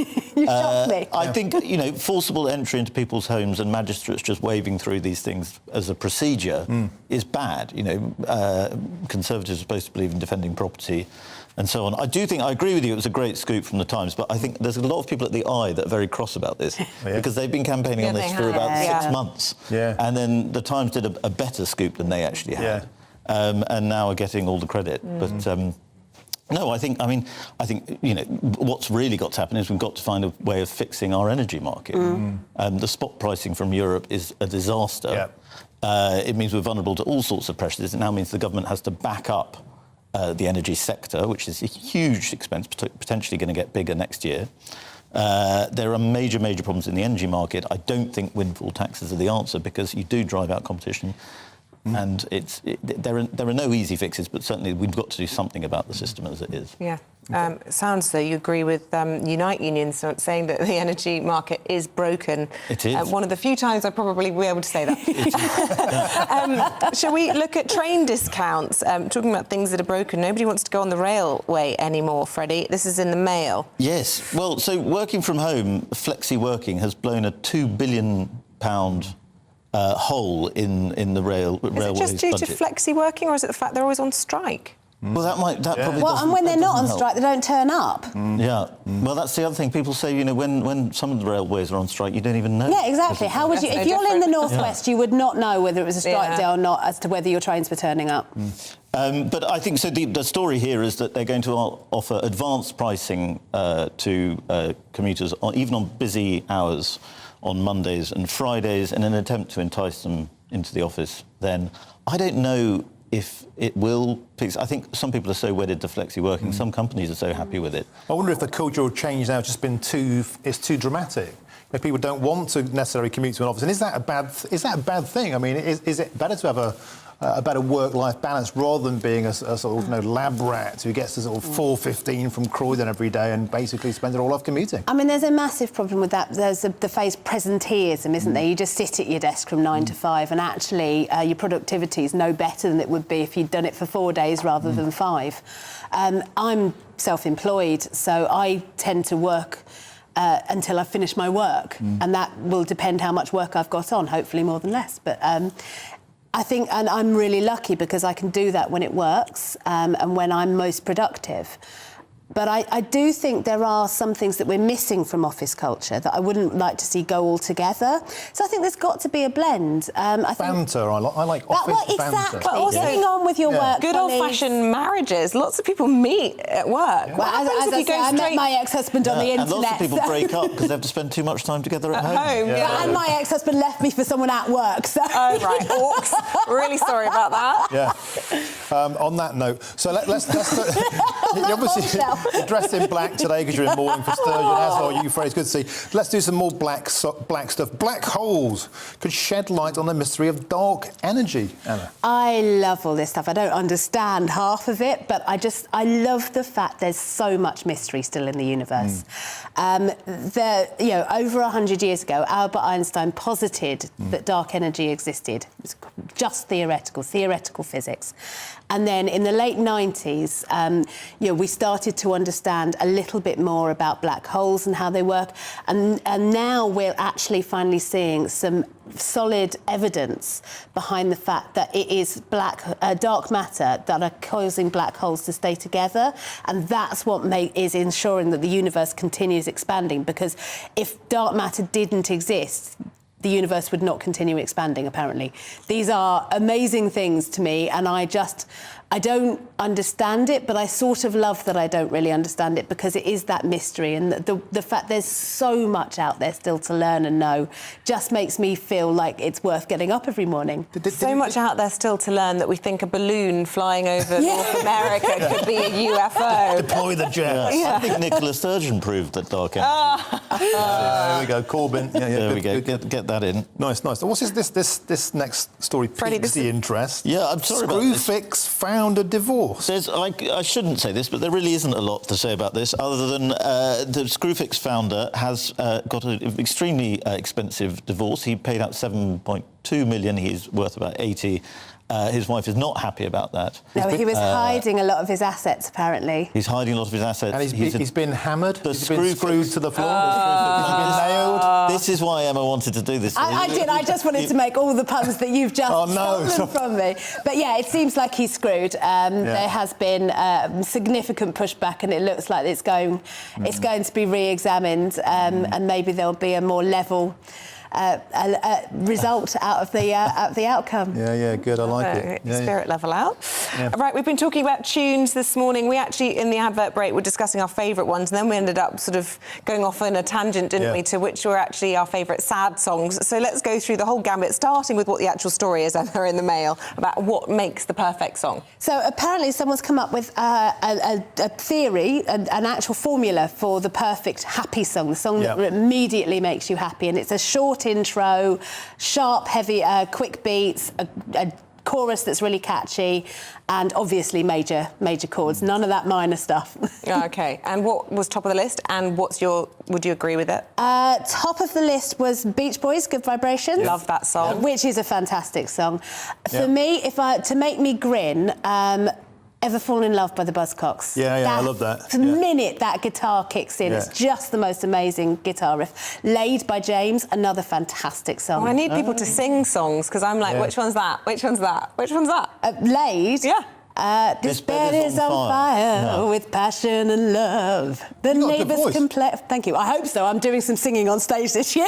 Oh, well, that's gorgeous. Better than mine. Freddie, are you going to sing your favourite song? Well, I was saying I only like sad songs, really. Oh, Freddie.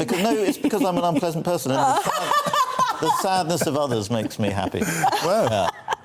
Classic right-winger there, Freddie. Makes me sad. So. That's why you work in politics. You just like all the misery of it, don't you? Exactly. Well, no, Freddie, give us a blast. Spell something out. I'm not going to sing. You really don't want me to sing. You would lose a large number of viewers. But what is your favourite sad song? My favourite sad song is probably Fox in the Snow by Belle and Sebastian. Oh, you know that one? Not really. Very sad. Very sad.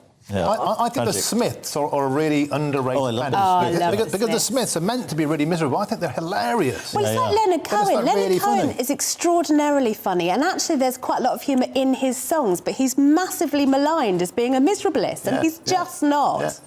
I saw him on stage. He bounded out.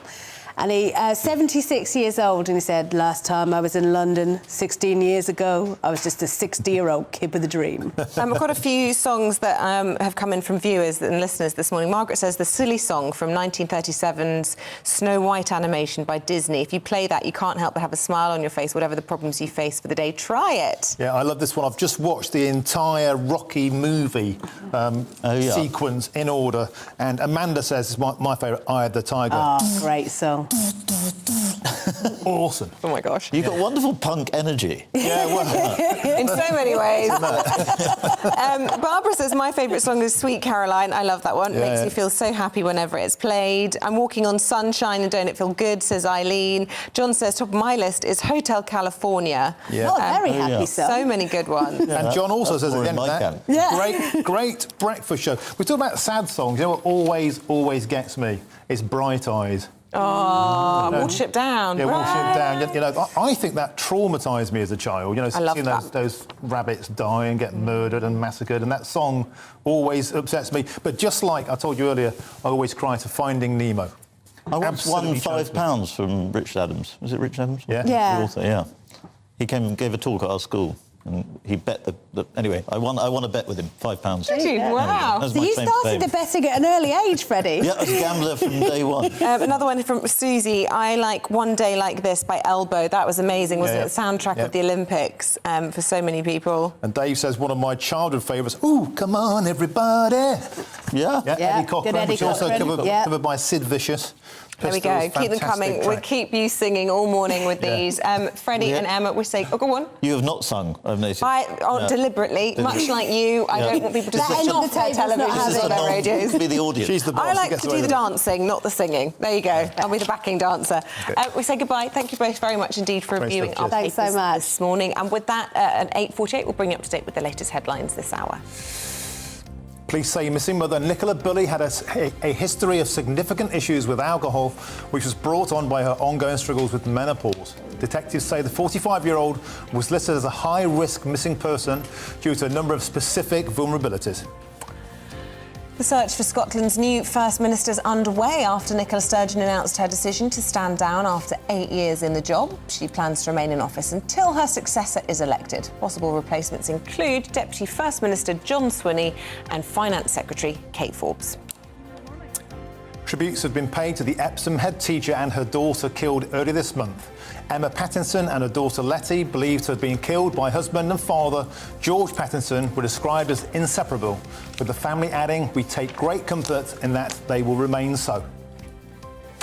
British Gas's owner, Centrica, has posted profits of £3.3 billion, more than triple what it made the year before. It comes after Ofgem's launched an urgent inquiry to investigate the company for installing prepayment meters which force vulnerable customers to allow them into their homes. Reacting to the news, trade union Unite hit out at rampaging energy profiteering. And Hollywood actress and international star Raquel Welch has died at the age of 82. In the 60s, she was an iconic figure on movie screens, starring in Fantastic Voyage and perhaps most famously in this amazing fur-clad cave woman in its bikini in 1 million years BC.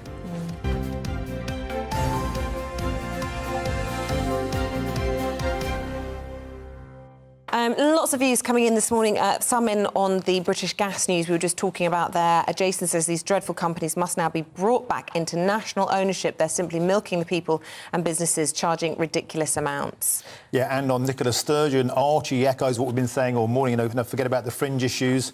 And let's hope we can now get back to the issues that matter to us and sort out our schools and our health system in Scotland. Back on British Gas, Pete says, before everyone gets into a tears over the £2.8 billion profits announced by Centrica, if they're paying 75% tax on the profits, then they'll pay £2.1 billion in tax before any thought of a windfall. Kind of takes the shine off when you see what these companies pay normally. I'm not entirely sure it's 75%. I'd have to check that out myself. I know that they are taxed uniquely in the energy sector, something extraordinary, plus a windfall on top of that, which they've already been given under Rishi Sunak, but I couldn't confirm it's at 75%. I have to take Pete's word for it on that one. And John, back on the topic of Nicola Sturgeon, it looks like he won't miss the First Minister. Look at Sturgeon's policies and achievements. She was not successful, but a total failure. Ferries scandal, which is 5 times over budget, the NHS Scotland in crisis, the list goes on. And interesting, lots of you getting in touch on carbon monoxide this morning. Helen says, good on the lady promoting carbon monoxide detectors in stores. We should support our retail stores and check things are legitimate. And Geraldine, on that point, says they can be bought on Amazon, but that is a company that pays little tax in this country whilst it makes billions. Laura Fatter, who we spoke to, insisted that they should be bought by local retailers, so an important point there. And Claire saying, thank you for highlighting the issue. As a result, I've just bought a portable carbon monoxide detector from a reputable supplier. Really good to hear. If you haven't got a carbon monoxide alarm, do it today. Do it right now. Go and get one because it's very cheap. I think we saw some online for $12.99 and it could change, well, it could save your life. So. Good. Well, we'll have more on what's next for Scottish Independence right after this break. We've got the weather coming up now. Hello there, I'm Greg Dewhurst. Welcome to your latest broadcast from the Met Office. Dull, cloudy, damp start across much of the UK this Thursday morning, but it does slowly brighten up as the day goes on, but staying on the mild side for everyone. Looking at the pressure pattern, low pressures moving in from the Atlantic over the next few days. This deep area of low pressure bringing some very strong winds as we head into Friday across Scotland and northern England. A Met Office warning already in force across here. So a cloudy start across the UK this morning. We will see a few glimmers of sunshine though across northern Scotland, a chilly start here, but elsewhere mild drizzle, low cloud over the hills, making for some tricky travelling conditions. But as we move into the afternoon, it should brighten up a little bit. There could be a few glimmers of sunshine, but overall fairly cloudy. If we get any sunshine, highs around 13 to 14 Celsius, but widely getting close to double figures. So on the mild side for the time of year. Quiet end to Thursday, but things quickly changing. Outbreaks of rain moving in from the Atlantic across Northern Ireland and Scotland as we move towards the evening time. And in the early hours, winds really starting to pick up, 50, 60 mile an hour wind gusts possible. Staying cloudy across England and Wales as this rain slowly pushes south into Northern Ireland. As a result, it will be a mild night for everyone, 6 to 9 Celsius. These nearer where they should be for the time of year during the day. So a wet and windy start across the northern half of the UK Friday. Gusts of 60, 70, 75 miles an hour possible in locations, which could lead to some tricky travelling conditions. So it's worth staying tuned to the latest forecast. Cloudy across England and Wales, some outbreaks of rain here, gusts of 30 to 40 miles an hour in places too. But a mild day, double figures across the board, 14 or 15 Celsius Friday afternoon in the southeast. But as we go into the weekend, it does look like things start to calm down a little bit. Higher pressure will be nearby, so it does become a bit drier. The risk of some rain as we move into Sunday. Temperatures overall feeling a little fresher. Here on GB News Live, we'll be keeping you in the picture, finding out what's happening across the country and finding out why it matters to you. We'll have the facts fast with our team of reporters and specialist correspondents. Wherever it's happening, we'll be there from 12 noon on TV, radio and online. GB News, the People's Channel, Britain's news channel.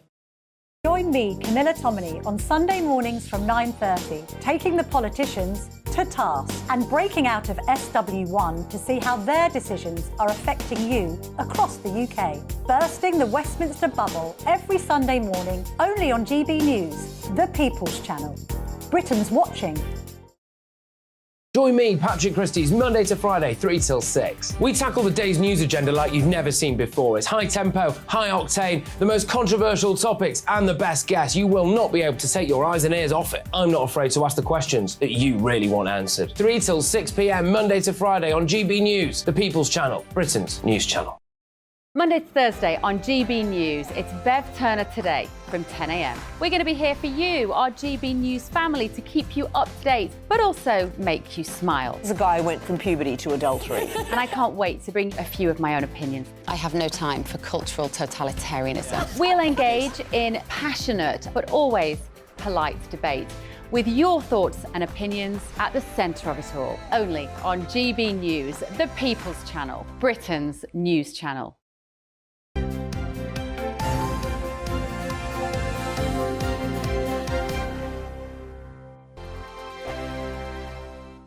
Monday to Thursday, 9 p.m. till 11 p.m. Join me, Dan Wootton. I'll bring you the sharpest takes and hottest debates. Do you not believe in prison? I don't believe in prisons. I'm completely stunned. I guarantee you there'll be no spin, no bias, no censorship. I actually was personally quite offended by it.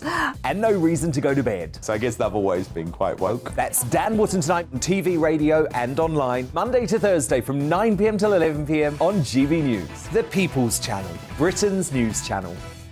We are GB News, the People's Channel. And right across the United Kingdom. You can find us on Sky Channel 512. Virgin Media Channel 604. Freesat Channel 216. Freeview Channel 236. And YouView Channel 236. You can also take us with you on DAB Plus Radio. With the GB News app and at the website gbnews.uk. We're absolutely everywhere. Come join us on GB News, the People's Channel, Britain's news channel.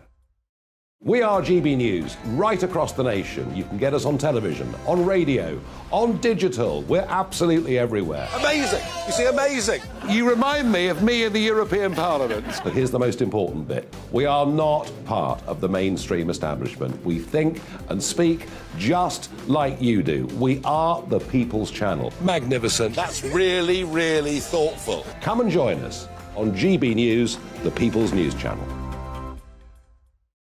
Join me, Lawrence Fox, on GB News. Frank, fun, fearless, and sometimes serious. Much as I love a Friday night punch-up, what I really want is a battle of ideas. I want to look at things differently. I want to hear different voices and engage with your unique experiences. Every Friday at 7 p.m. on GB News. We are GB News, the People's Channel. Why not take us home with you by visiting the GB News shop at gbnews.store. You'll find all the official merchandise, a really good present actually for yourself, your friends or your family. We ship across the UK mainland at no extra cost. GB News, the People's Channel. Join me, Patrick Christie's Monday to Friday, 3 till 6. We tackle the day's news agenda like you've never seen before. It's high tempo, high octane, the most controversial topics and the best guests. You will not be able to take your eyes and ears off it. I'm not afraid to ask the questions that you really want answered. 3 till 6 p.m, Monday to Friday on GB News, the People's Channel, Britain's news channel. Join my show Farage, 7 p.m. till 8 p.m. Monday through Thursday. And there you will get opinion, analysis, debate, and I'll cover stories that nobody else dares to touch. You've been cancelled. Join the club. Hey! Oh, my goodness me. And then for the last 15 minutes, talking pints. We're over a drink. We have a civilised conversation with someone. We very often disagree, but we do it in a grown-up way. Come and join me on Faro. I'm Mark White. As GB News Home and Security Editor, I cover those key issues that are so important to you. Our authorities, our communities doing all they can to combat violent crime. With the public services under unbearable strain, why are we still failing to control our borders? Defence, the first priority of any government, has been continually hollowed out. Can we trust our politicians to protect the armed forces? Join me, Mark White, on GB News.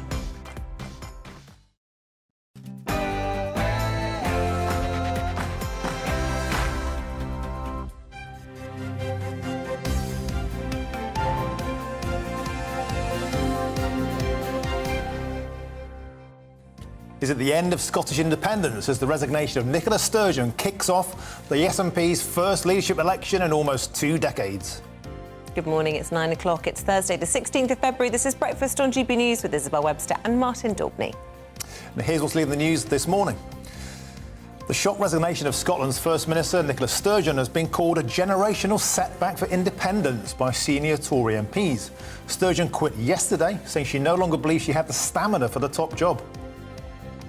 Police have been accused of victim blaming after they revealed that missing mother Nicola Bulley suffered from significant alcohol issues in the months before she vanished. Officers visited her home less than 3 weeks before she went missing to perform a welfare check.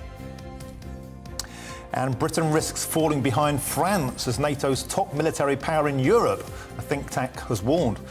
The report comes amid a row within government over whether to increase defence spending or not. And some celebs have taken bleaching to the extreme by turning their eyebrows completely blonde. So, could you pull off the trend, we're asking this morning? I'm not sure I could, although I have a feeling I'm going to find out this morning. Yeah, I think they've done a rather cruel mock-up to see you looking slightly Vulcan-like. Like an alien, but I've already seen it. But have you? Don't miss it, but you might want to put your breakfast bleached eyebrows, so I look like that. There you go. Yeah, that's it.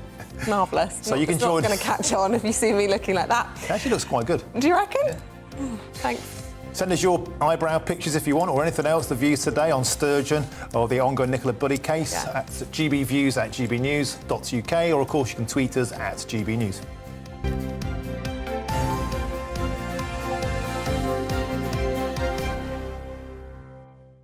Now, the future of Scottish independence has been thrown into doubt following the resignation of First Minister Nicola Sturgeon. And she said she would stay on until the next leader is chosen as the SNP kicks off its first leadership election in almost 20 years.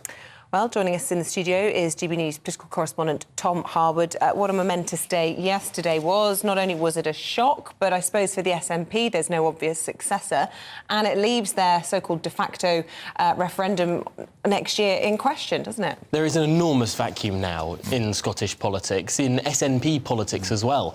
When Alex Salmond resigned back in 2014, it was an obvious succession track. There was an obvious protégé, there was no contested leadership election. Nicola Sturgeon stood for the leadership, no one dared challenge her, and she got in without a vote. This is entirely different. There hasn't been a contested leadership election in the SNP since 2004, and this will be the first real big test of what sort of personalities there are and what sort of different visions there are for taking the SNP forward. Nicola Sturgeon admitted yesterday in her Q&A session that really she had been a very big personality, and to some extent we haven't been able to see the other runners and riders of who may well take her place. But there are a few names going around in the mix, most of them in her own shadow cabinet. One of the big names, John Swinney, he actually served as leader between 2000 and 2004, but he was forced out after dismal European election results and a general lack of charisma. So maybe not the best one to return to. Angus Robertson is another big name. Now, he led the SNP down in Westminster from 2000 2007 to 2017.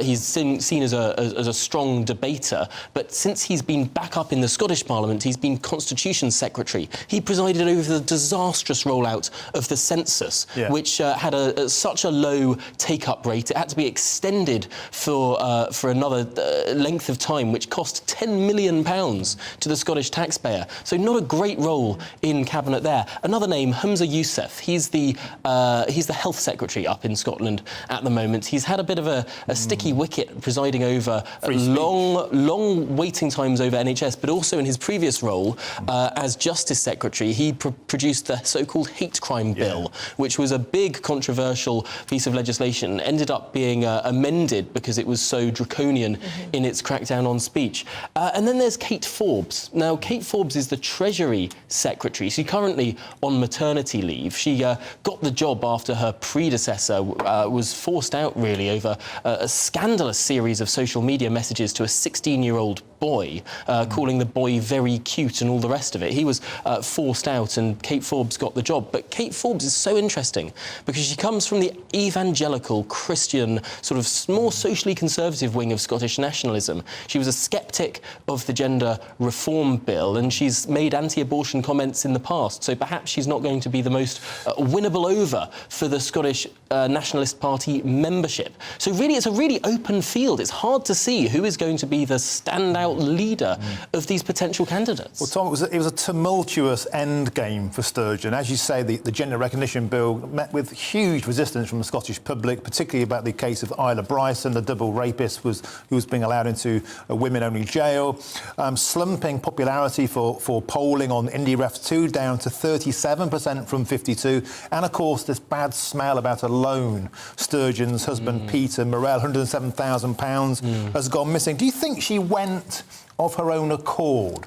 or do you think she felt that there were so many knives about to be drawn she had to go at that time? I think it was clear her grip, which had been so strong over the SNP, over party discipline, over message discipline, had been weakening for some time. It was only a few weeks ago that there was a leadership spill in the Westminster leadership, and Stephen Flynn, the new Westminster leader, forced out the previous Ian Blackford. And Stephen Flynn is not an ally of Nicola Sturgeon. He's someone who is an Aberdeenshire MP. He's more pro-oil and gas, for example. He's spoken out against Nicola Sturgeon's Green Drive in the past. And you could see these sort of fractures beginning to grow within the SNP. Of course, over the gender debate as well, people like Joanna Cherry were feeling emboldened to speak up in a much more vocal way than have ever been the case before. The SNP had been known in Westminster and in Holyrood for its iron message discipline, for sticking together, for not allowing internal dissent.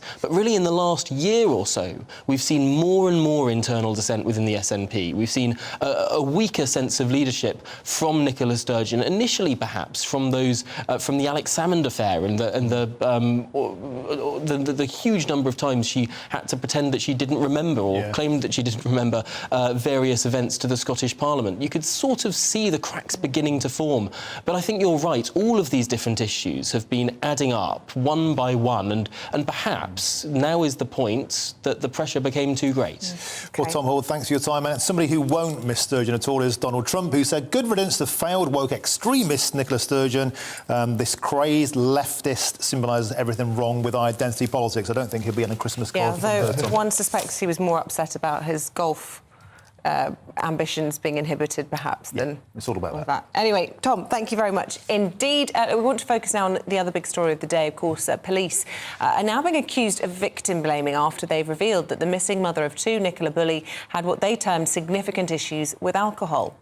Lancashire Police also disclosed that they have visited her home out of concern for her welfare on the 10th of January, just under 3 weeks, 17 days before she disappeared. Well, for the latest, we can bring in GB News reporter Sophie Reaper, who's in Lancashire for us this morning. And Sophie, of course, the police have been heavily criticised during this investigation, haven't they?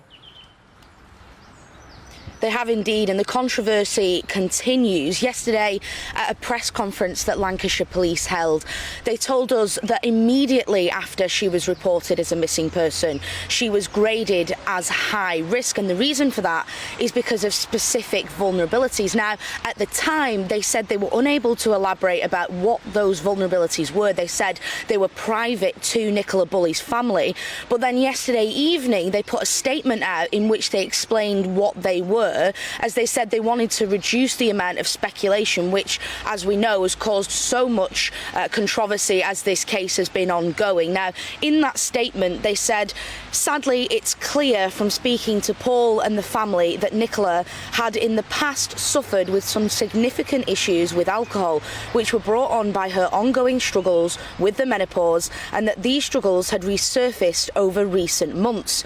This caused some real challenges for Paul and the family. As a result of those issues, a response car staffed by both police and health professionals attended a report of concern for welfare at Nicola's home address on January 10th. No one has been arrested in relation to this incident, but it is being investigated. Now, that visit, as you mentioned there, came just 17 days before Nicola Bulley went missing on Friday, the 27th of January. So Lancashire Police are now going to have some major questions. For example, why has this information not been revealed sooner? We all heard about SGI's involvement in the search in the river, and yesterday Peter Faulding, the founder, took to social media to say that him and his team had not been made aware of these vulnerabilities, and if they had, it would have changed the way that they carried out their search. Now, of course, as well, the biggest question of them all is if these vulnerabilities that have now been revealed could in some way be linked to Nicola Bulley's disappearance. OK, we will be speaking, with any luck, any minute now, to Peter Faulding. He's, of course, the forensic search and rescue specialist who did a lot of work on the family's request, didn't he, in the river behind you. He's been saying that this would have changed his whole approach to that search. Are the family saying anything about all of this? Because, again, we also got the sense from that press conference yesterday that information the police gave, they didn't really want to give us any of that, did they? No, and I don't believe we've had a response from the family yet, but it is quite a controversial decision to reveal this information. Now, I believe police informed the family that they were going to be revealing the information, that Nicola had these significant issues with alcohol as a result of the menopause, but we haven't heard yet exactly how the family will be responding to that. One would assume that they would understand the reasons to prevent speculation, which, as I say, has caused so much trouble for the police in this investigation. But it also, as a family, it isn't ideal to have one's dirty laundry revealed to the national media.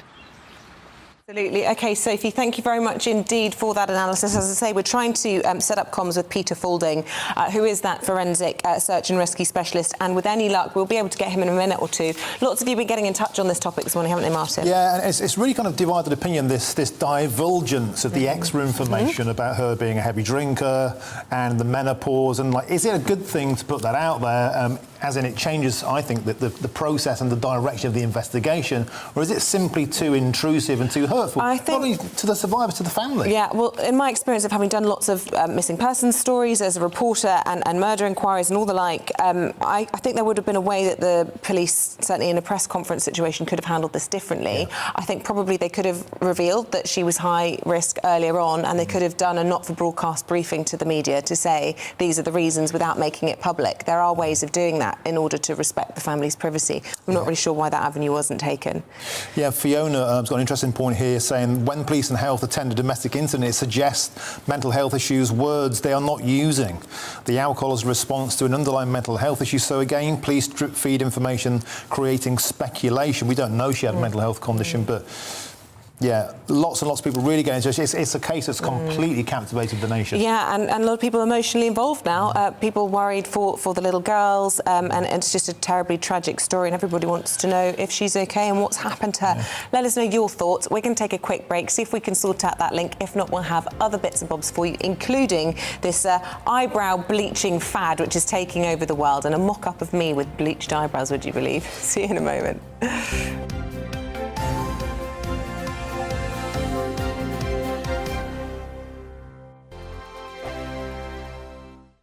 First and foremost, I am a GB News fan, and I was before I was working here. Just love the fact that we're asking the questions that a lot of establishment media won't ask. With a bit of a twist, we not only want to inform you, but we want to keep you entertained. It's worth the drive because you get in and the team's all ready and waiting, they're itching to go, and it's a proper little family. GB News is the people's channel. It's the audience that makes the programme sing. We're giving our viewers and our listeners a voice.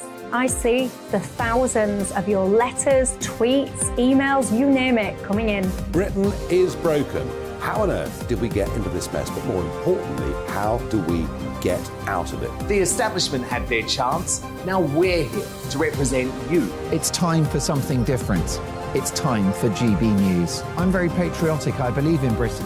Our best days lie ahead. Britain's watching. Britain's watching. Join us here on GB News. The people's channel. Britain's news channel.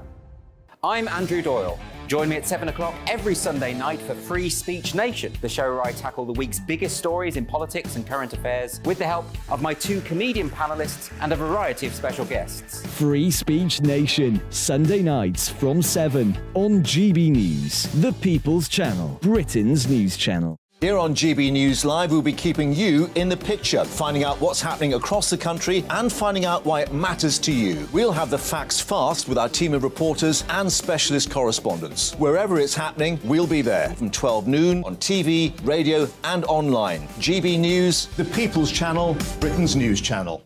I'm Michael Portillo. Join me on GB News on a Sunday morning for topical discussion, debate, arts and culture, and sometimes even ethical dilemmas. I don't always agree with you, Michael. Michael Portillo, Sundays on GB News, the People's Channel, Britain's news channel. Hello, I'm Michelle Dewberry, and you can join me every weekday 6 till 7 on Jubes and Co. You're an inspiration to us all. Click that bit up. Well, you are. That's my ringtone. My political ambitions those days are gone, I can tell you. She's only teasing. Go on. He's probably going to want to lay down now. I'll give him 2 minutes to have one. Let's respectfully disagree. That's what we like on Jubes and Co. Come and join us. GB News, the People's Channel. Michelle Dewberry, weekday evenings at 6 o'clock. I'm Simon Evans. Join me on GB News for Headliners at 11 p.m. What's the scoop? I'll be joined by 2 of the country's top comedians. That's right. As we take a look at tomorrow's newspapers tonight. We're going to get into trouble. If it's a big story, we'll be covering it. Spill some tea on him. There we go. But we'll also have some fun. I wouldn't stick up a bank. My father didn't love me. So anyway. Headliners every night from 11 on GB News, the People's Channel, Britain's news channel.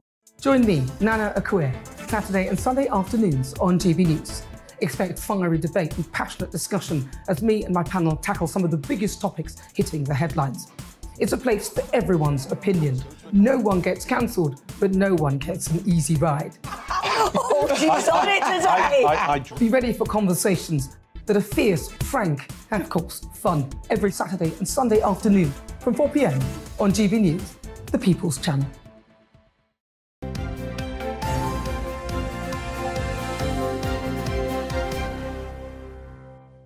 Well, I'm pleased to say we can now bring you Peter Faulding. He is the forensic search and rescue specialist who's been involved in the case of missing Nicola Bulley. Welcome to the programme, or should I say welcome back, Peter. Thanks for joining us this morning. Look, the big question on everyone's lips is, would this have changed your search if you had known that Nicola Bulley was high risk and had these vulnerabilities? Absolutely, Isabel. I work on these cases all the time with the police, and the first thing to say, the lady or man is high risk. So we change our search strategy. I was told that Nicola, they believe, had fallen in the river at that particular place, and that's why we conducted the search the way we did. Wow. And how would that have changed your search then? Because presumably, you know, either she was fallen or she had these vulnerabilities, she's still in the water. What differences in terms of technique does that involve for you? Well, at the bottom of the bank, if Nicola had slipped in, it was only 2 feet deep on the day onto rocks. She would not have drowned. So that's what I've been saying all along. This is a mystery to me, this particular job. Now, Nicola could have wandered along the footpath. There's no CCTV, gone out onto the road. She would not have been seen. We would have searched. If somebody intends to take their own life, and I deal with a number of suicides each year for the police, they tend to jump in and they may swim and float down a while before they manage to drown themselves. It's very grim. And we look for things like whiskey bottles, because most people have a drop of whiskey, they have some pills, and they go with it, and they tend to drift down. That's the possibility then. She could have been taken over the weir. But normally when they drown, they go straight to the bottom. And that's why we focused our search in specific areas. Are you a bit annoyed about this? Because, I mean, this seems to be a key piece of information that's come quite late in the day. Do you feel like you've been wasting your time almost? Well, I feel sorry for the family, and also I feel sorry for all the hard-working police officers who are working behind the scenes and the search teams, and they've been let down by the communications piece. The police have been brilliant. They've been great on the down. I am disappointed that the police search advisor did not give me that information. It's probably come from a higher level, I'd imagine, at SIO stage. Probably the sergeant on the ground was told not to give me that information. We would not have told that to the press because I work on complex murders and I never give information like this out. And I've become this sort of spokesman for the family in this whole case because no one is giving any information out. I'm not enjoying doing this. And I'm getting criticised for it, but the family have got no voice because all their comms were told to go through the police and not talk to anybody unless they go through the police. I know you've spoken out about how you've been speaking to her partner, Paul, on a daily basis. Have you spoken to him in the last day or so? And if so, what's his feeling about the fact that the police have divulged that his wife was suffering with the menopause and had issues around alcohol? I mean, incredibly private medical information. Yeah, this is horrendous for Paul. Honestly, Isabel, I've not spoken to Paul for the last couple of days now. I've tried to get hold of him. I still feel so sorry for them that it's been released this way. It should never have come out. They could have just told us on the quiet. Press wouldn't have known. No, we would just been changed everything. I feel so, like I said, the police are getting beaten up here. This is terrible because it's not the police. It's just the comms piece where whoever's made these decisions needs to answer lots of questions. Let's not knock the police. Let's not knock the family. Let's regroup, get together, and then redo this search again so we actually try and get some closure for this poor family. I have to say that's just my take, is having had experience of lots of police press conferences over the years, I've just been surprised what seemed to me to be, quite frankly, a lot of naivety on behalf of whoever's been speaking and what the reaction's been therefore of the press, the newspapers, and indeed the general public. And none of it needed to be this way, in my view, just from having done similar cases in the past. And it seems you'd agree with that. I totally agree. I mean, I say we cover the whole of the southeast for police divings. We're highly trusted. So we recover about 10 drowning victims, a number of suicides each year, and the media is always positive. I've had loads of calls from serving officers saying, don't know what's gone wrong with the comms piece here. But the police, let's not lock the police, let's not knock everybody. And again, I am not being paid for these interviews. I'm on holiday in Cornwall at the moment, and I'm just trying to voice my concerns for the family so we can regroup and get this damn thing sorted out properly. OK, Peter Faulding, we'll leave it there. If you do hear from Paul, let us know if he has any messages that he wants to get out. Peter Faulding is a forensic search and rescue specialist. Thanks for your time. And I just really feel for the poor girls. To grow up with this as a legacy. The internet is always there. It's heartbreaking. It was a tragedy, with missing mummy anyway, but to have this private information put out there, I think is really difficult for the girls. That's quite harrowing. Anyway, sorry. We're going to talk now about New York Fashion Week because it's been drawing to a close, and for those who are eagle-eyed and interested in these sorts of things, a new beauty trend seems to be taking over the catwalk. It might not be for you, but perhaps it is. Bleached eyebrows. I mean, yours are quite fair anyway. They're not bleached. No, they're naturally light, but you might not notice if they were bleached, whereas mine, maybe you would. We're going to talk to a celebrity makeup artist, Lisa Little, who joins us in the studio, can tell us all about it. Good morning to you, Lisa. Morning. Do you like this trend? It's intriguing. And I'm quite enjoying seeing what people are doing with their brows in terms of how light they're going. So some you can still see the fluffiness, and you still see some definition, but some are just going white, and you can barely see it. So we're looking at pictures of Hailey Bieber, of course, Justin Bieber's wife, and that's the process of it happening when the bleach is put on. That, believe it or not, is Kim Kardashian. So she's peroxided her hair, but also totally changes her look. Sort of almost an albino look there from Kim Kardashian. And I believe we can show you some pictures of Bella Hadid, the supermodel, Yolanda Turner's daughter, and yeah, the bleached eyebrows on her. I think she can pull it off with her bone structure. I think quite a lot of people can pull it off. Certainly Lady Gaga. I think she looks incredible with the bleached brows, and Kim Kardashian really.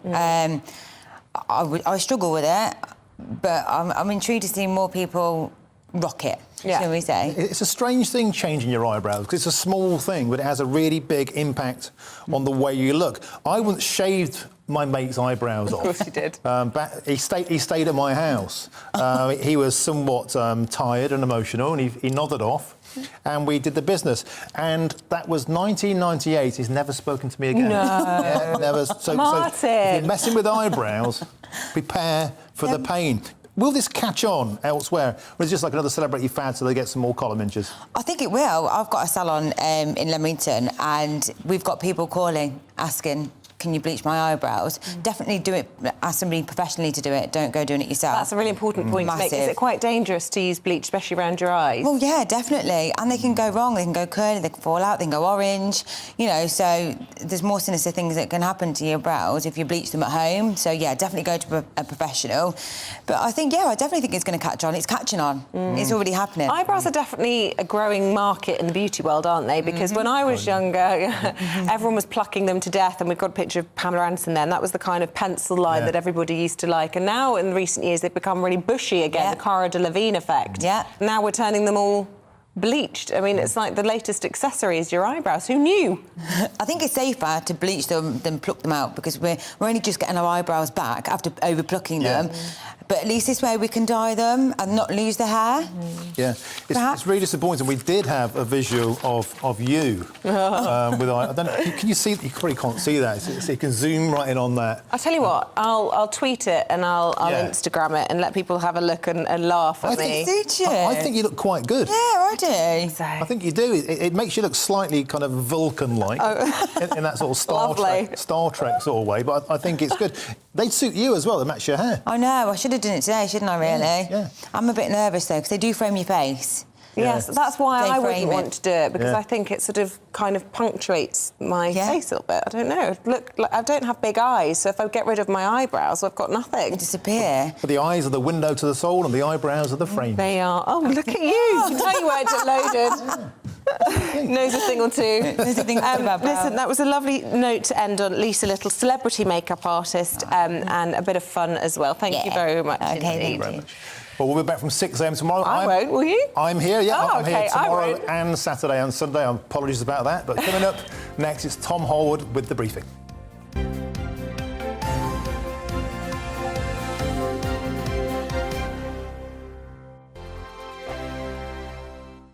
It's all about family, being in people's